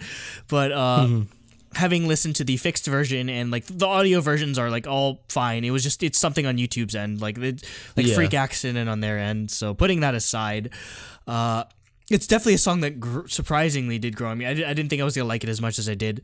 Ended up liking the song. I think like I get like the mumbling sort of thing could be a bit of a turnoff to people with that are primarily K-pop fans or just not used to. It's like just as a disclaimer for all of this going forward, like this is an American style album. Like there's no K-pop, like there's no trace of K-pop whatsoever in this. So just like you got to sort of get over that hump to sort of before you start appreciating. It doesn't have that super high produced sound. And that type of stuff. It's just I mean, she still has good people behind her. I mean, she's a part of Transparent Agency, so that's like everyone from like Far East Movement and everything. So like there is production talent. It's just like don't expect going into this that you're gonna hear her the type of music she was making under SM. Like you have to get over that notion like immediately. So to enjoy. Yeah, when I said like high produced, I didn't mean that it sounded low quality. I meant like K-pop as a sound is like overly produced. Oh yeah, like where this is not. This is American style production. Like and I feel not like that it's bad production. No, it's not K-pop production. And for a song like this, like overproduced, it would be kind of like the antithesis of like the meaning of this song. I feel like raw. Yeah, most of the songs on the album. Yeah, it serves a purpose. The way she sort of approaches her vocals in this, so that's why the mumbling actually doesn't bother me as much, mostly because Tiffany is mostly known as, oh my god, look at all the high notes she can hit. So the fact that she's putting out a single where she gets to use the lower part of her register is something I really appreciate. Again, it's just there's more to singing. K-pop has sort of conditioned us to like, oh my god, did you hear that high note? And that's literally all you care about. There's more to vocals than just belting. And well, that's why I was drawn to Tiffany in the first place, was her lower register and like huskier voice for female idol. Yeah. So I'm glad that she gets to use that for this song, and it works so well. I'm usually for K-pop songs, I'm usually like I don't give a shit about like meaning or just like context or lyrics behind it. But obviously, this being an English song, and me and us being big fans of Soshi, like we know them the most out of any K-pop group, arguably. So this is one of the rare occasions where I feel like meaning and context and like purpose sort of enhance or sort of bring new light to the song, because I feel like I was looking around for or when she was putting out this song, like she sort of put out like stuff about like if for those that don't know, like not her, but her father sort of got into a scandal regarding like, I don't know, just like scamming people or whatever. And she sort of has like this really estranged relationship with her father and that sort of thing. So that's sort of the emotions that went into the production and the songwriting of Born Again. So it's something that I can resonate with, and it's something that I definitely feel come out in the vocals, especially that the chorus of it, I feel like, is what drives it home to me immediately. Just the power in her voice is something that only really Tiffany can get across. So that's what really won me over with this song, is how she's able to convey those emotions into great songwriting and great vocal performance. Because that's not easy. Anyone can write off of personal experience, but it takes a really good artist to sort of get that across in an aesthetically or audibly pleasing way that sort of would justify it being a single. So getting to the visual aspects of it, I mean, I get she's kind of going for an artsy sort of thing, but I don't know. It's kind of a shame because I feel so much of the emotion in the singing and the performance part of the song, but not so much when it comes to like the music video. Like, I don't know, it was kind of boring to me. Like, there's not really too much going on in terms of shots. Like, she's on the beach, she's kind of like a mermaid type thing, and her dress gets wet, and I don't know. Like, it's supposed to be like an artsy type of music video. So, I mean, I don't want to fault it too much, but yeah, it didn't do much for me on that front. Yeah, But, yeah. I mean, it doesn't ruin the song for me, though. In all honesty, it was of the two. It's actually, or I'd prefer Born Again, but I'll get into that later. Oh, really? Okay. Yeah. Jacob said, I know a lot of people weren't so high on this song, but it was largely the type of thing I was waiting for to hear from Tiffany.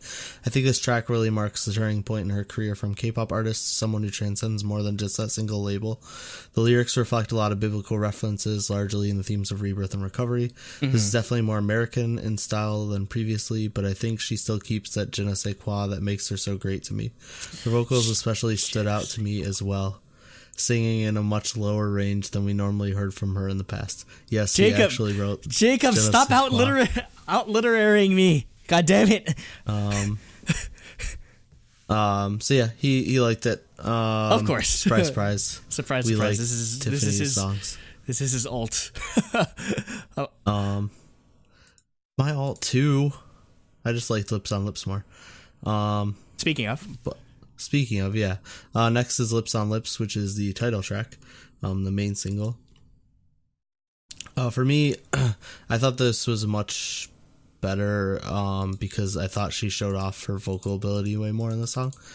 And yeah, that's not to say she didn't use any vocal ability in Born Again, but there was just more to it. I felt like more just... I don't know, I'm trying to think of the word without making it sound super negative. Substance? I don't know. That's at least what I feel. Substance is a good way to describe it. I really like how minimalist the instrumentals are at the beginning. It really helps focus on her singing. And whatever instrument they use for the pre-chorus, that really stood out to me.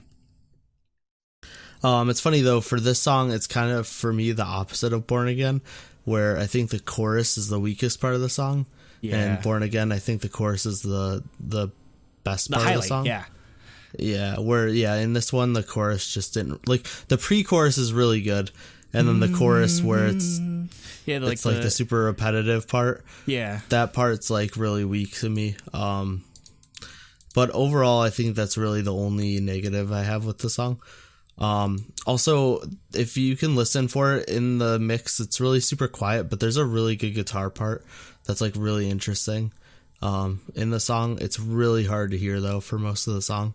I think it comes up a little bit in a couple parts, but for the most part, it's really back in the mix. So definitely look out, just listen for that.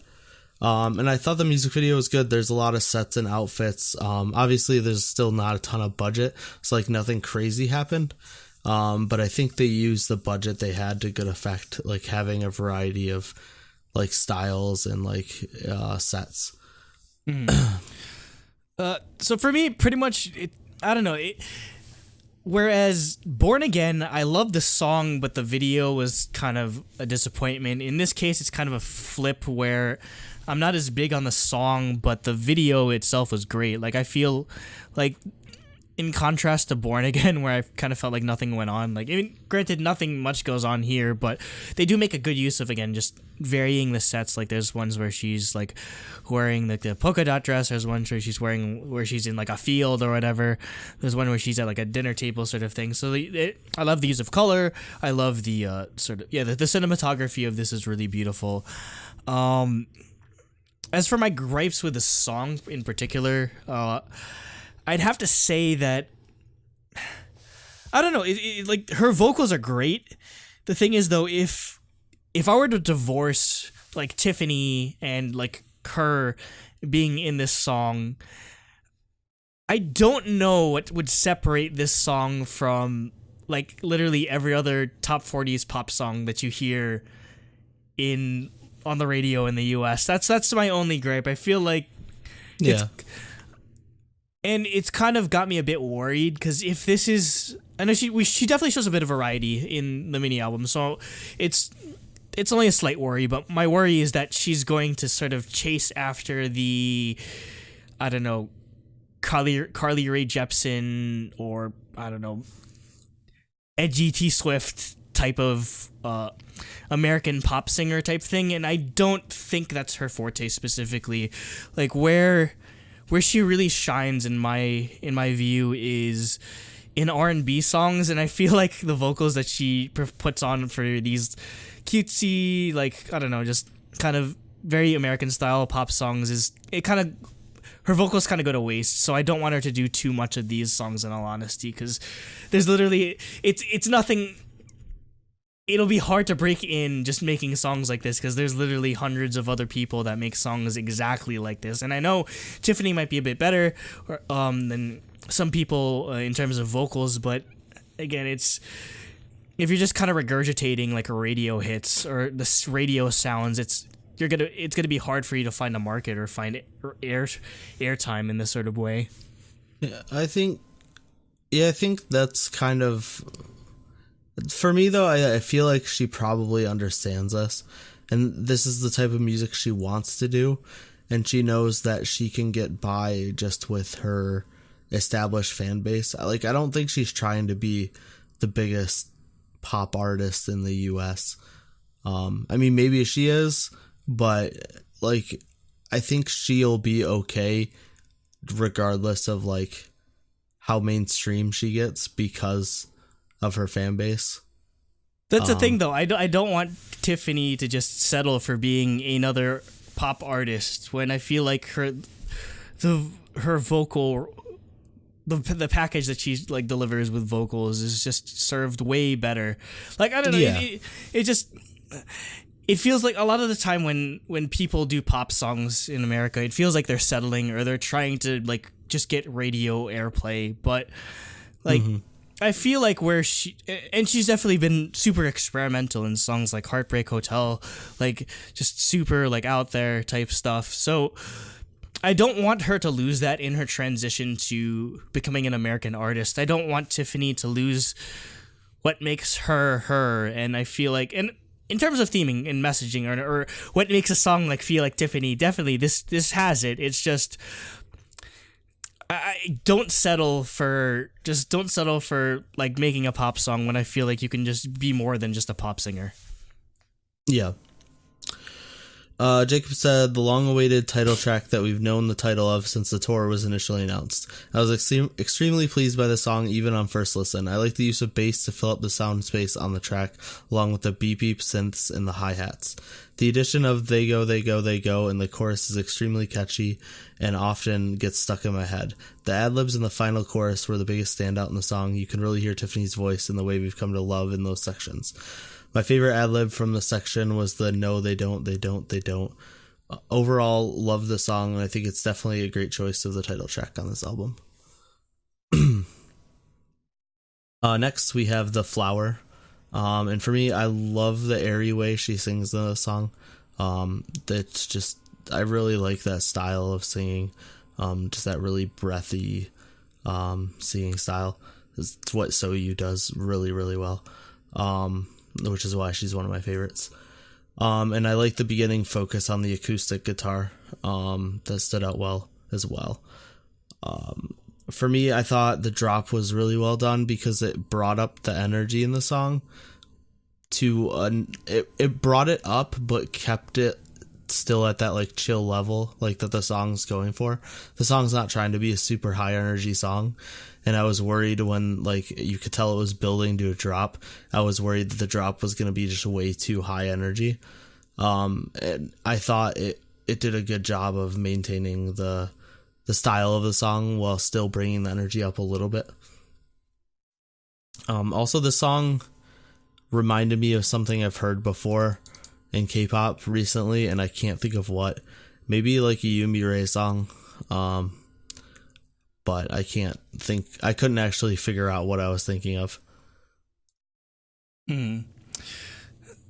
Like, I know what she's going for on this song. Again, like, Tiffany is a person that she definitely she wears her influences on her sleeve, like very overtly. She's definitely influenced by modern American pop music, like old 90s R&B. That's sort of the taste that we get off of this record. But I don't know. I wanted to enjoy this song just because, like, from that guitar riff at the beginning, I was like, oh shit, are we gonna get some like awesome like I was thinking like, I don't know, just like, I don't know why my mind went there, but I was like, oh, are we gonna get some like really interesting like vocal ballad a la like The Police or something like that or whatever. But where we ended up going was, I don't know, it just kind of felt a bit more, again, a tad bit poppy, more of like that art pop style that people like, I don't know, like kind of a bit of Churches in terms of like the echoiness of it, kind of a bit of like Lana Del Rey, that sort of thing. And I'm not averse to that music at all, in all honesty. I love Churches especially. I'd say what kind of just makes this song disappointing is particularly the mixing, because I know what they're going for with the chorus, like the very echoey da da da da da da da da, and in the background there's kind of like these like vocal parts going. The thing is though, for me it kind of just gets all jumbled up that it's almost unintelligible. Like I can't even understand what she's singing during the chorus at some points, just because there's just so much going on. There's Tiffany singing, and then there's like some background vocalizations, and then they got that like drum track and like the synths going. So yeah, I feel like if they sort of I do agree that if it was just some boring like Chainsmokers drop, I would have hated the song even more. So I do agree that the sort of leveling it off and not keeping the song chill was a good decision. But yeah, I'd say just fix the mixing a bit, just so I could understand, because again, the only part I could really understand was just like the flower part, like towards the end. Like that's pretty much the only part of the chorus that's unintelligible, because like most of it again is just most of the other vocals are processed. So I don't know. I wanted to enjoy this song. Maybe that's why I'm just a bit more disappointed, because I went into it like really wanting to enjoy this song, but man, yeah, it's the mixing of it. So yeah, again, like most of my issues when it comes to a lot of these songs is I don't like how it ended up being mixed, or I don't like the style of it. But yeah, for the most part, Tiffany's vocals were never an issue for me on this entire mini album. Jacob said, the first of the new tracks we got to hear on the EP. I know a lot of people weren't crazy on this song either, but I really liked the sound of the production on this song. The use of guitars and claps worked really well in this case, in my opinion, and the percussion breakdown in the chorus really made for a nice high impact. This sounds like something the more alternative pop female singers would come out with, which isn't necessarily a bad thing. Overall, really great track, in my opinion. Next, we have Not Barbie. And for me, this song, like, it's definitely the most simple on the album, but I said like it's definitely the most powerful and memorable to me as well. Yeah, same. The lyrics of the song just gave me chills. Like, you can really hear her frustrations, and maybe it's just my bias and the fact that I followed her for 8 years, but like it really hit me listening to the song. Like, you can just tell her frustrations, both like being a foreigner in Korea, like in the K-pop industry, and all the stuff she had to deal with, being scrutinized because she wasn't from Korea, and then also being an Asian in the American like pop industry, and how much of a disadvantage she's at there as well. So yeah, I thought the song was really powerful. The music of it is definitely the most simple and basic, but I think that actually helps it, because it helps you pay attention to the lyrics that much more. So yeah, I thought this was easily my favorite song on the album. Yeah, this was, of the album tracks, it was like 1-2 between this and Runaway. Just because, again, it's kind of hard to contextualize this, but when I hear this song, like it's Tiffany. It is like from top to bottom, like vocals, instrumentals, theme, like it's Tiffany through and through. And that's what I want to see in her music, because I feel like, yeah, she has a lot. Yep. She has a lot to tell, and I feel the one reason why I was excited to see her see her do American music is because she's not restricted to, oh my god, I love oppa like type music, like the K-pop, like you're kind of just Yeah, stuck she said with the F word in the song. Yeah. Like this is not your K-pop, everyday K-pop, ladies and gentlemen. Like that's the one thing I wish that we could sort of have a bit more of a blend of, and which is why groups, or when it comes to American fans, groups like BTS garner a big fan base because most of their lyrics aren't just vapid, I want to love insert girl here sort of things, which definitely are a trope. And yeah, in that case, I feel like Tiffany does a good job of being a storyteller, or sort of painting the picture of through both the lyrics, though simple as they may be. I mean, it serves its purpose, definitely. Maybe a bit on the nose, but I mean, in this case, usually I hate lyrics that are way too on the nose, but in this case, I find it almost endearing in a way, and it almost tried like a la like playing with Barbie dolls or comparing life to sort of dolls and that sort of thing. I think what really like brought this home to me is, like, again, what really made me see Tiffany in this song is, again, I know, like, as an Asian American myself growing up, or as someone growing up in, like, as a 90s kid or whatever, I can definitely tell what type of influence she's pulling from. She's pulling from stuff like, I don't know, like Disney and like Mulan, and how like the song like she basically made her own version of the song Reflection by Lea Salonga, Filipino. I will forever insist, like, Lea Salonga is the original performer of that song. People that insist that it's Christina Aguilera are completely wrong. Anyway, like, growing up listening to that stuff or finding inspiration in those sort of themes, I feel that in Tiffany, and I can resonate with that. So, which is why this song was amazing. And man, I'd kill to hear just like a straight up acoustic guitar version of this song. Like, I'd kill to hear that, because I feel like it'd be amazing. I mean, I don't know if she's gonna have live instrumentals at the concert. For those that don't know, she's Probably not. She's gonna start her Lips on Lips tour the week after this goes out. I mean, Nate, you're seeing her on Sunday, correct? Yeah, I'm seeing her in 5 days. Yeah, so I'm seeing her Not only Wednesday. am I seeing her, I get to meet her. In 5 days. Oh my god, I cheaped out because I have to save for Korea. But I think, as cringy as American songs can be, or as much as we love K-pop for the fact that we don't have to ignore the lyrics. We can ignore lyrics. It's these times that I still do appreciate when you're able to resonate with lyrics, and it's something that obviously we kind of miss out on in most K-pop, because a lot of them are devoid of deeper meaning in this sort of way. So that's why I really do appreciate Tiffany for putting out songs like this. It's where she really shines, and I hope she continues to be a storyteller in this sort of way. Yep. Jacob said, I love the choice to use a raw acoustic guitar in the song. I don't think we hear it a lot anymore, to be honest. Tiffany's vocals were amazing. You can really feel the emotion she's feeling on the subject matter of the song. I think the song really reflects her experiences coming up in the K-pop industry, from being a foreigner in a strange country to being scrutinized so much in the public eye. Even if people think the lyrics might be cliche in some sense, I think these lyrics really fit well with Tiffany's experiences, and definitely deserves its place in her debut EP in America. So, echoing what we said.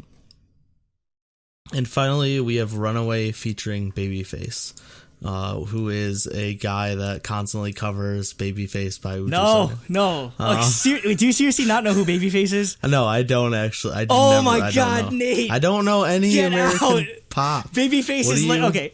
Babyface is one of the most influential like R&B producers of all time. I don't listen to R&B. Whitney Houston, TLC, Tony Braxton, Boyz II Men, his own music. Like, basically, like, he is the godfather of 90s like R&B. So, like, that should show how important this song is for Tiffany to get a collab with him. Yeah, I don't like that. Doesn't take away anything, but yeah, I don't know producers, and I didn't really listen to R&B, so, like, before K-pop really, so I had no idea who he was. Well, You're gonna get so much flame for this. He's no, like, I won't. People know I didn't listen. People know I only Yes. listen to K-pop, and before that, I listened Metal. to symphonic and metal. Like I listened to Death metal. European, like and like American, just like symphonic power and he has a progressive star metal. in the Hollywood Walk of Fame. That doesn't mean anything. There's probably plenty of people on that I don't know. Anyway, And then I listen to like oldies, like Motown and you just skip that whole. Yeah, I skipped 90s, early 2000s R&B stuff. I listened to old stuff and then the K-pop. But yeah, okay. So for the song itself, "Runaway," featuring Babyface, obviously this is a really, really good R&B duet. I think their voices work really well together. Funnily enough, though, I think my favorite part of the song is the really brief little synth riff that shows up at the beginning. I wish they used it more because that like really caught my ear, and they only use it that one time. Yeah. Just So for the I was beginning. kind of like hoping it would pop up again somewhere, and it never did. So I was a little disappointed. But overall, I think it's a fantastic song. And like we said, it's clearly a really big moment that she's able to get someone so big for her debut. Yeah, this is easily my favorite of the mini. Like not Barbie being like a close second, but yeah, just mostly just because that the importance of having someone like Babyface collaborating with Tiffany is just a huge deal. Again, this guy was a star maker back in the 90s, and I'm almost 100% sure Tiffany knows the significance of it. I'm sure she grew up listening to Babyface and maybe the artist. Like, she definitely listened to TLC and all, and like Boyz II Men and all the rest of them. She definitely models like her singing style after some of the artists that Babyface has worked with. So understanding the significance of this and just hearing how perfect of a song this is, just I feel like I want Babyface to write her next single, and I know that's impossible. This is probably just like a one-off thing that they got, but I mean, if he wrote her next single, that'd be huge news for her. That'd be an easy way to break into the charts. It's like, oh, this new like Korean American singer had a song written by Babyface still writes music for like people like Beyonce and like other like modern artists, so it's nothing too out of the blue. Ariana Grande. Yeah, so it's nothing out of the blue, but I mean, like for Tiffany to sort of like be like among those types of names is just that's awesome for her. And I mean, I love this song. I grew up on this stuff basically. My parents my parents actually love Babyface. Like that's one of like the few like R&B artists that they love, along with like Boyz II Men or whatever. So I'm very familiar with this type of sound, and it's super nostalgic. And I feel like I know like it Tiffany loves this type of like nostalgic sort of feeling, and like that's kind of like a tangent or whatever, but that's why I think I like or that's why I feel like Tiffany and Taeyeon are so good for their match made to get in heaven or whatever, just because they both have the same sort of influences or the same time period of music that they draw influence from.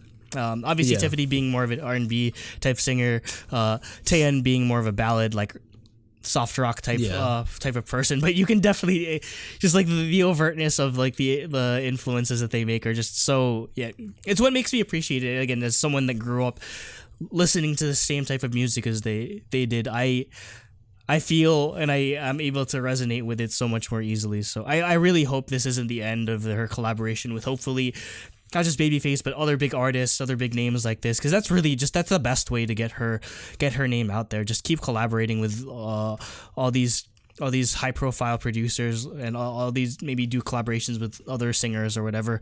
Like, just just get people to like see how good of a singing voice and how great of a performer she is. So this makes me really excited for what she has in the future, in all honesty. So yeah.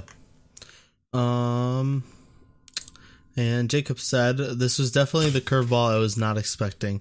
I'm super proud of Tiffany being able to secure a song written and featured by Babyface, who definitely has quite the pedigree in R&B music. Tiffany's vocals pair so well with Babyface's voice, with Tiffany having a more husky voice for a woman and Babyface having a higher singing voice than most men. The R&B boom clap percussion paired with the acoustic guitar combo that recurs through the song or throughout this album works especially well. This is probably my favorite of the 3 new tracks. Yep. Handshake. Yeah. Handshake. Jacob knows his shit. Yeah. Unlike someone else on this. I mean, I'm sure I know plenty of songs he produced, but I don't know producers. Oh, have you heard of "I'll Make Love to You" by Boyz II Men? Yeah, of course. Okay, so then you know a song written by or produced by Babyface. Okay. Yeah, I'm sure I know plenty of them. I just don't know producers. Okay, let's get the scores. For me, overall, I gave it a 5.5 out of 7 for music. I thought I enjoyed all the songs on the album, but nothing really blew me away. I would say Not Barbie blew me away the most, but it wasn't even really for the musicality of it, more so for the lyrics and the meaning behind it. So I settled for 5.5. I liked everything, but no, it wasn't a 7 out of 7. And then for style, I gave it a 2.5. I was a little generous on that, but I think how I think of it is I don't mind the Born Again MV, and I don't really want to hate on it too much because of the low budget. Like it's not really their fault. It wasn't even the title track. And I really liked the Lips on Lips music video. And then also I wanted to give bonus points because I love the album cover. She looks amazing on it, and I really like the border styling, like the border thing they do around it. Like I think it looks really good. Yeah. I mean, I know it's like a fairly like standard album cover. It's just her face or whatever. But I thought that like border like styling around it really helped it stand out. Also, she just looks amazing blonde. I don't know. I like dark hair Tiffany in all honesty, but I mean, I love dark hair Tiffany too, but I like platinum blonde Tiffany. So yeah, I gave it an 8 out of 10 overall. Mm-hmm. For me, again, I split my singles and album tracks into separate scores. So for the singles, it averaged out to a 2.5 out of 3.5. Most of that, again, going to how much I loved Born Again. Again, Lips on Lips, I still enjoy the song for the most part. It's just, I wish it didn't sound just like generic top 40s pop music. So it's a good baseline. I feel like I'm confident. I want to say I'm confident in the direction she's going in, but yeah, I would like to see more of an R&B focus, maybe on the next EP whenever she ends up releasing it, because it's definitely different. It's definitely these two songs are definitely different from Teach You and like Over My Skin, like way different. And I do like that Tiffany's showing a bit of variety, but I would like her not to stray away too much from R&B, because I feel like that's where she really shines. Album tracks, I actually gave a higher score of a 3 out of 3.5, just because again, Not Barbie and Runaway were just excellent songs. Again, as much as I was kind of disappointed by The Flower, again, it wasn't dragging it down a bit too much, or just it's not enough to like take away from how much I love Not Barbie and Runaway. Concept, I gave Concept, I gave it a 2 out of 3. Did you just change your score right there? No, because it seemed like you looked at your score and you're like, maybe I should give it a higher score. No, you hesitated a little bit. Yeah, I mean that's probably the good place to put it, in all honesty, because I mean, yeah, like trying to judge it, like I said, it's hard to judge. Like, it's hard to judge albums that or video or artists that don't do choreography, because that's usually a big part of my score. So I mean, what I would give points for is mostly for the Lips on Lips music video, and and also the like the actual like costuming and like her outfits and everything were incredible. Just like the styling was just incredible, but I don't think it's enough to like put it over the top. It wouldn't put it over the top in that sort of way. So that'd be a total of 7.5 out of 10. So yeah, I'm gonna be a bit lenient. Like, I mean, I was starting off at a 6.5 in all honesty, but I definitely warmed my way up to it, and I do want to be a bit more lenient, because again, this is this type of music isn't going to fit perfectly into the way we approach or review K-pop albums. So I do want to give the benefit of the doubt in that sort of way. So yeah, that was another reason why I kind of I added the extra like 0.5 that I felt for the styling, was it's like we don't have like choreo or anything to like base it on. So like I was a little more lenient on how many points I would have given the music videos. So yeah, I agree. 7.5. That's a pretty good score, especially for me. And she did establish a good baseline and it's definitely got me hyped for the concert, because I almost forgot that I was going to the concert, and there's definitely going to be a lot of songs next Wednesday. So there's definitely going to be a lot of songs I'm going to enjoy listening to this album or listening to her sing it live. So, Jacob gave it a 10 out of 10. Surprise. Even I couldn't do that, Jacob. It was good, but it wasn't 10 out of 10 in my opinion. But I can understand why. He definitely liked the music a lot more than I did. But he didn't leave any notes, so that's just me speculating. You want to read Cooper's? Cooper's says... Cooper balanced out Jacob a little bit. Yep. He says, Tiffany's solo music has always been my second favorite in SNSD, just behind Taeyeon. So when she left SM, I was excited to see what she would do in America. Her first few singles were kind of meh, except for Peppermint, which is still my favorite of her Western songs. For this album, Born Again and Flower, I think are honestly mediocre. Not Barbie has grown on me, even though the lyrics are still kind of make me cringe. Lips on Lips is great, but the real star is Runaway featuring Babyface. I think it's a perfect example of the sound she was going for, the early 2000s pop R&B. I think my biggest problem is I still don't really get that jolt of uniqueness and creativity like other solo artists. Maybe it's because I hold her Korean album in such high regards, but I really haven't fallen in love. I haven't really fallen in love with her Western sound yet. The MV for Born Again was really disappointing considering how much it was built up.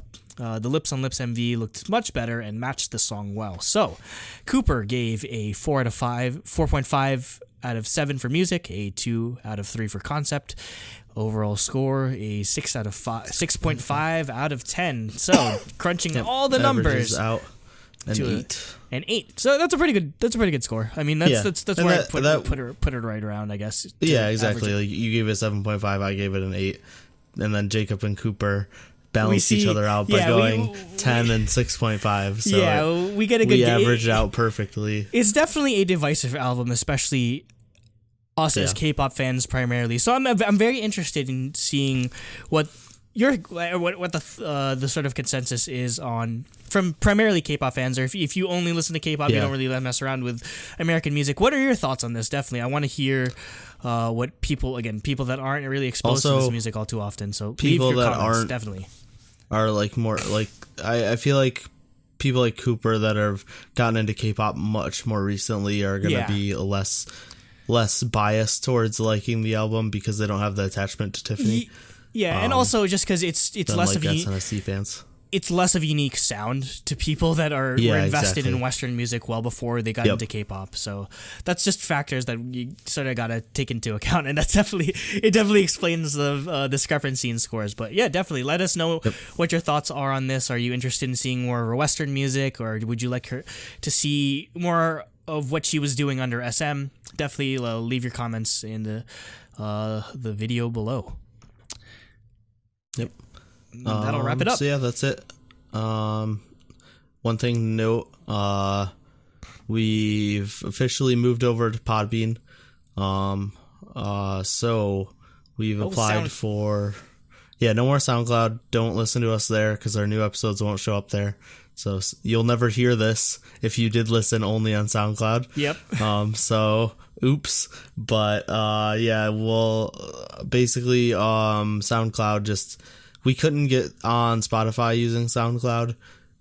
So we just decided to move over to a service that would let us get our podcasts out in more places.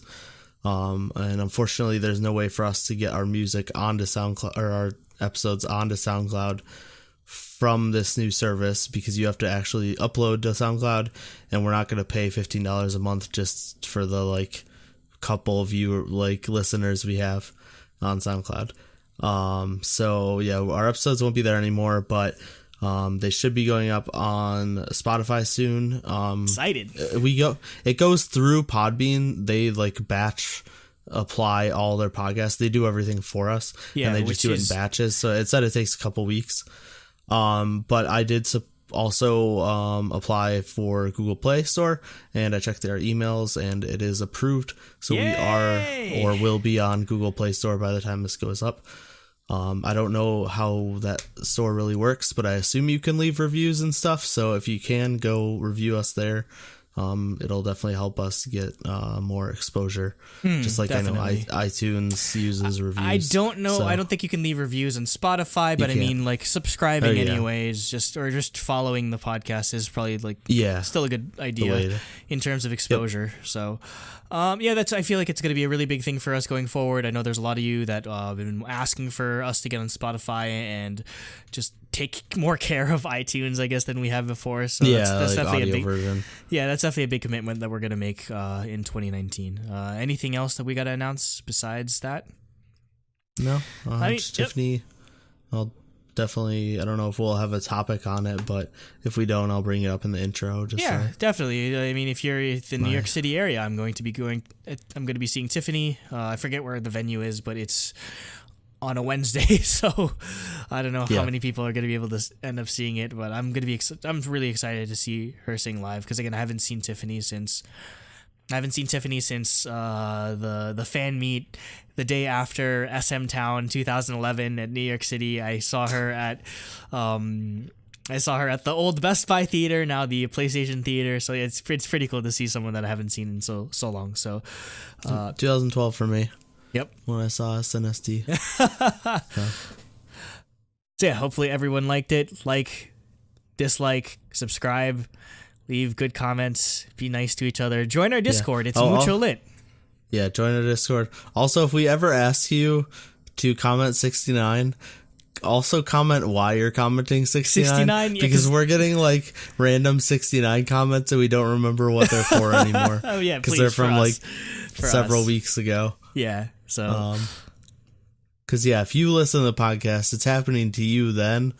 But for us, it happened like a month ago sometimes when you listen to old episodes. So we don't remember what we talked about. Yeah. So I guess, Nate, you can take us out. Okay. That's it. And goodbye. Stay Barbie. Throbbingly Barbie.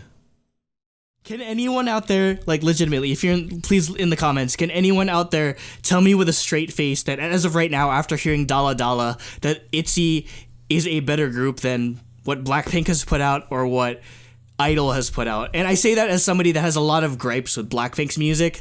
So, like, right now...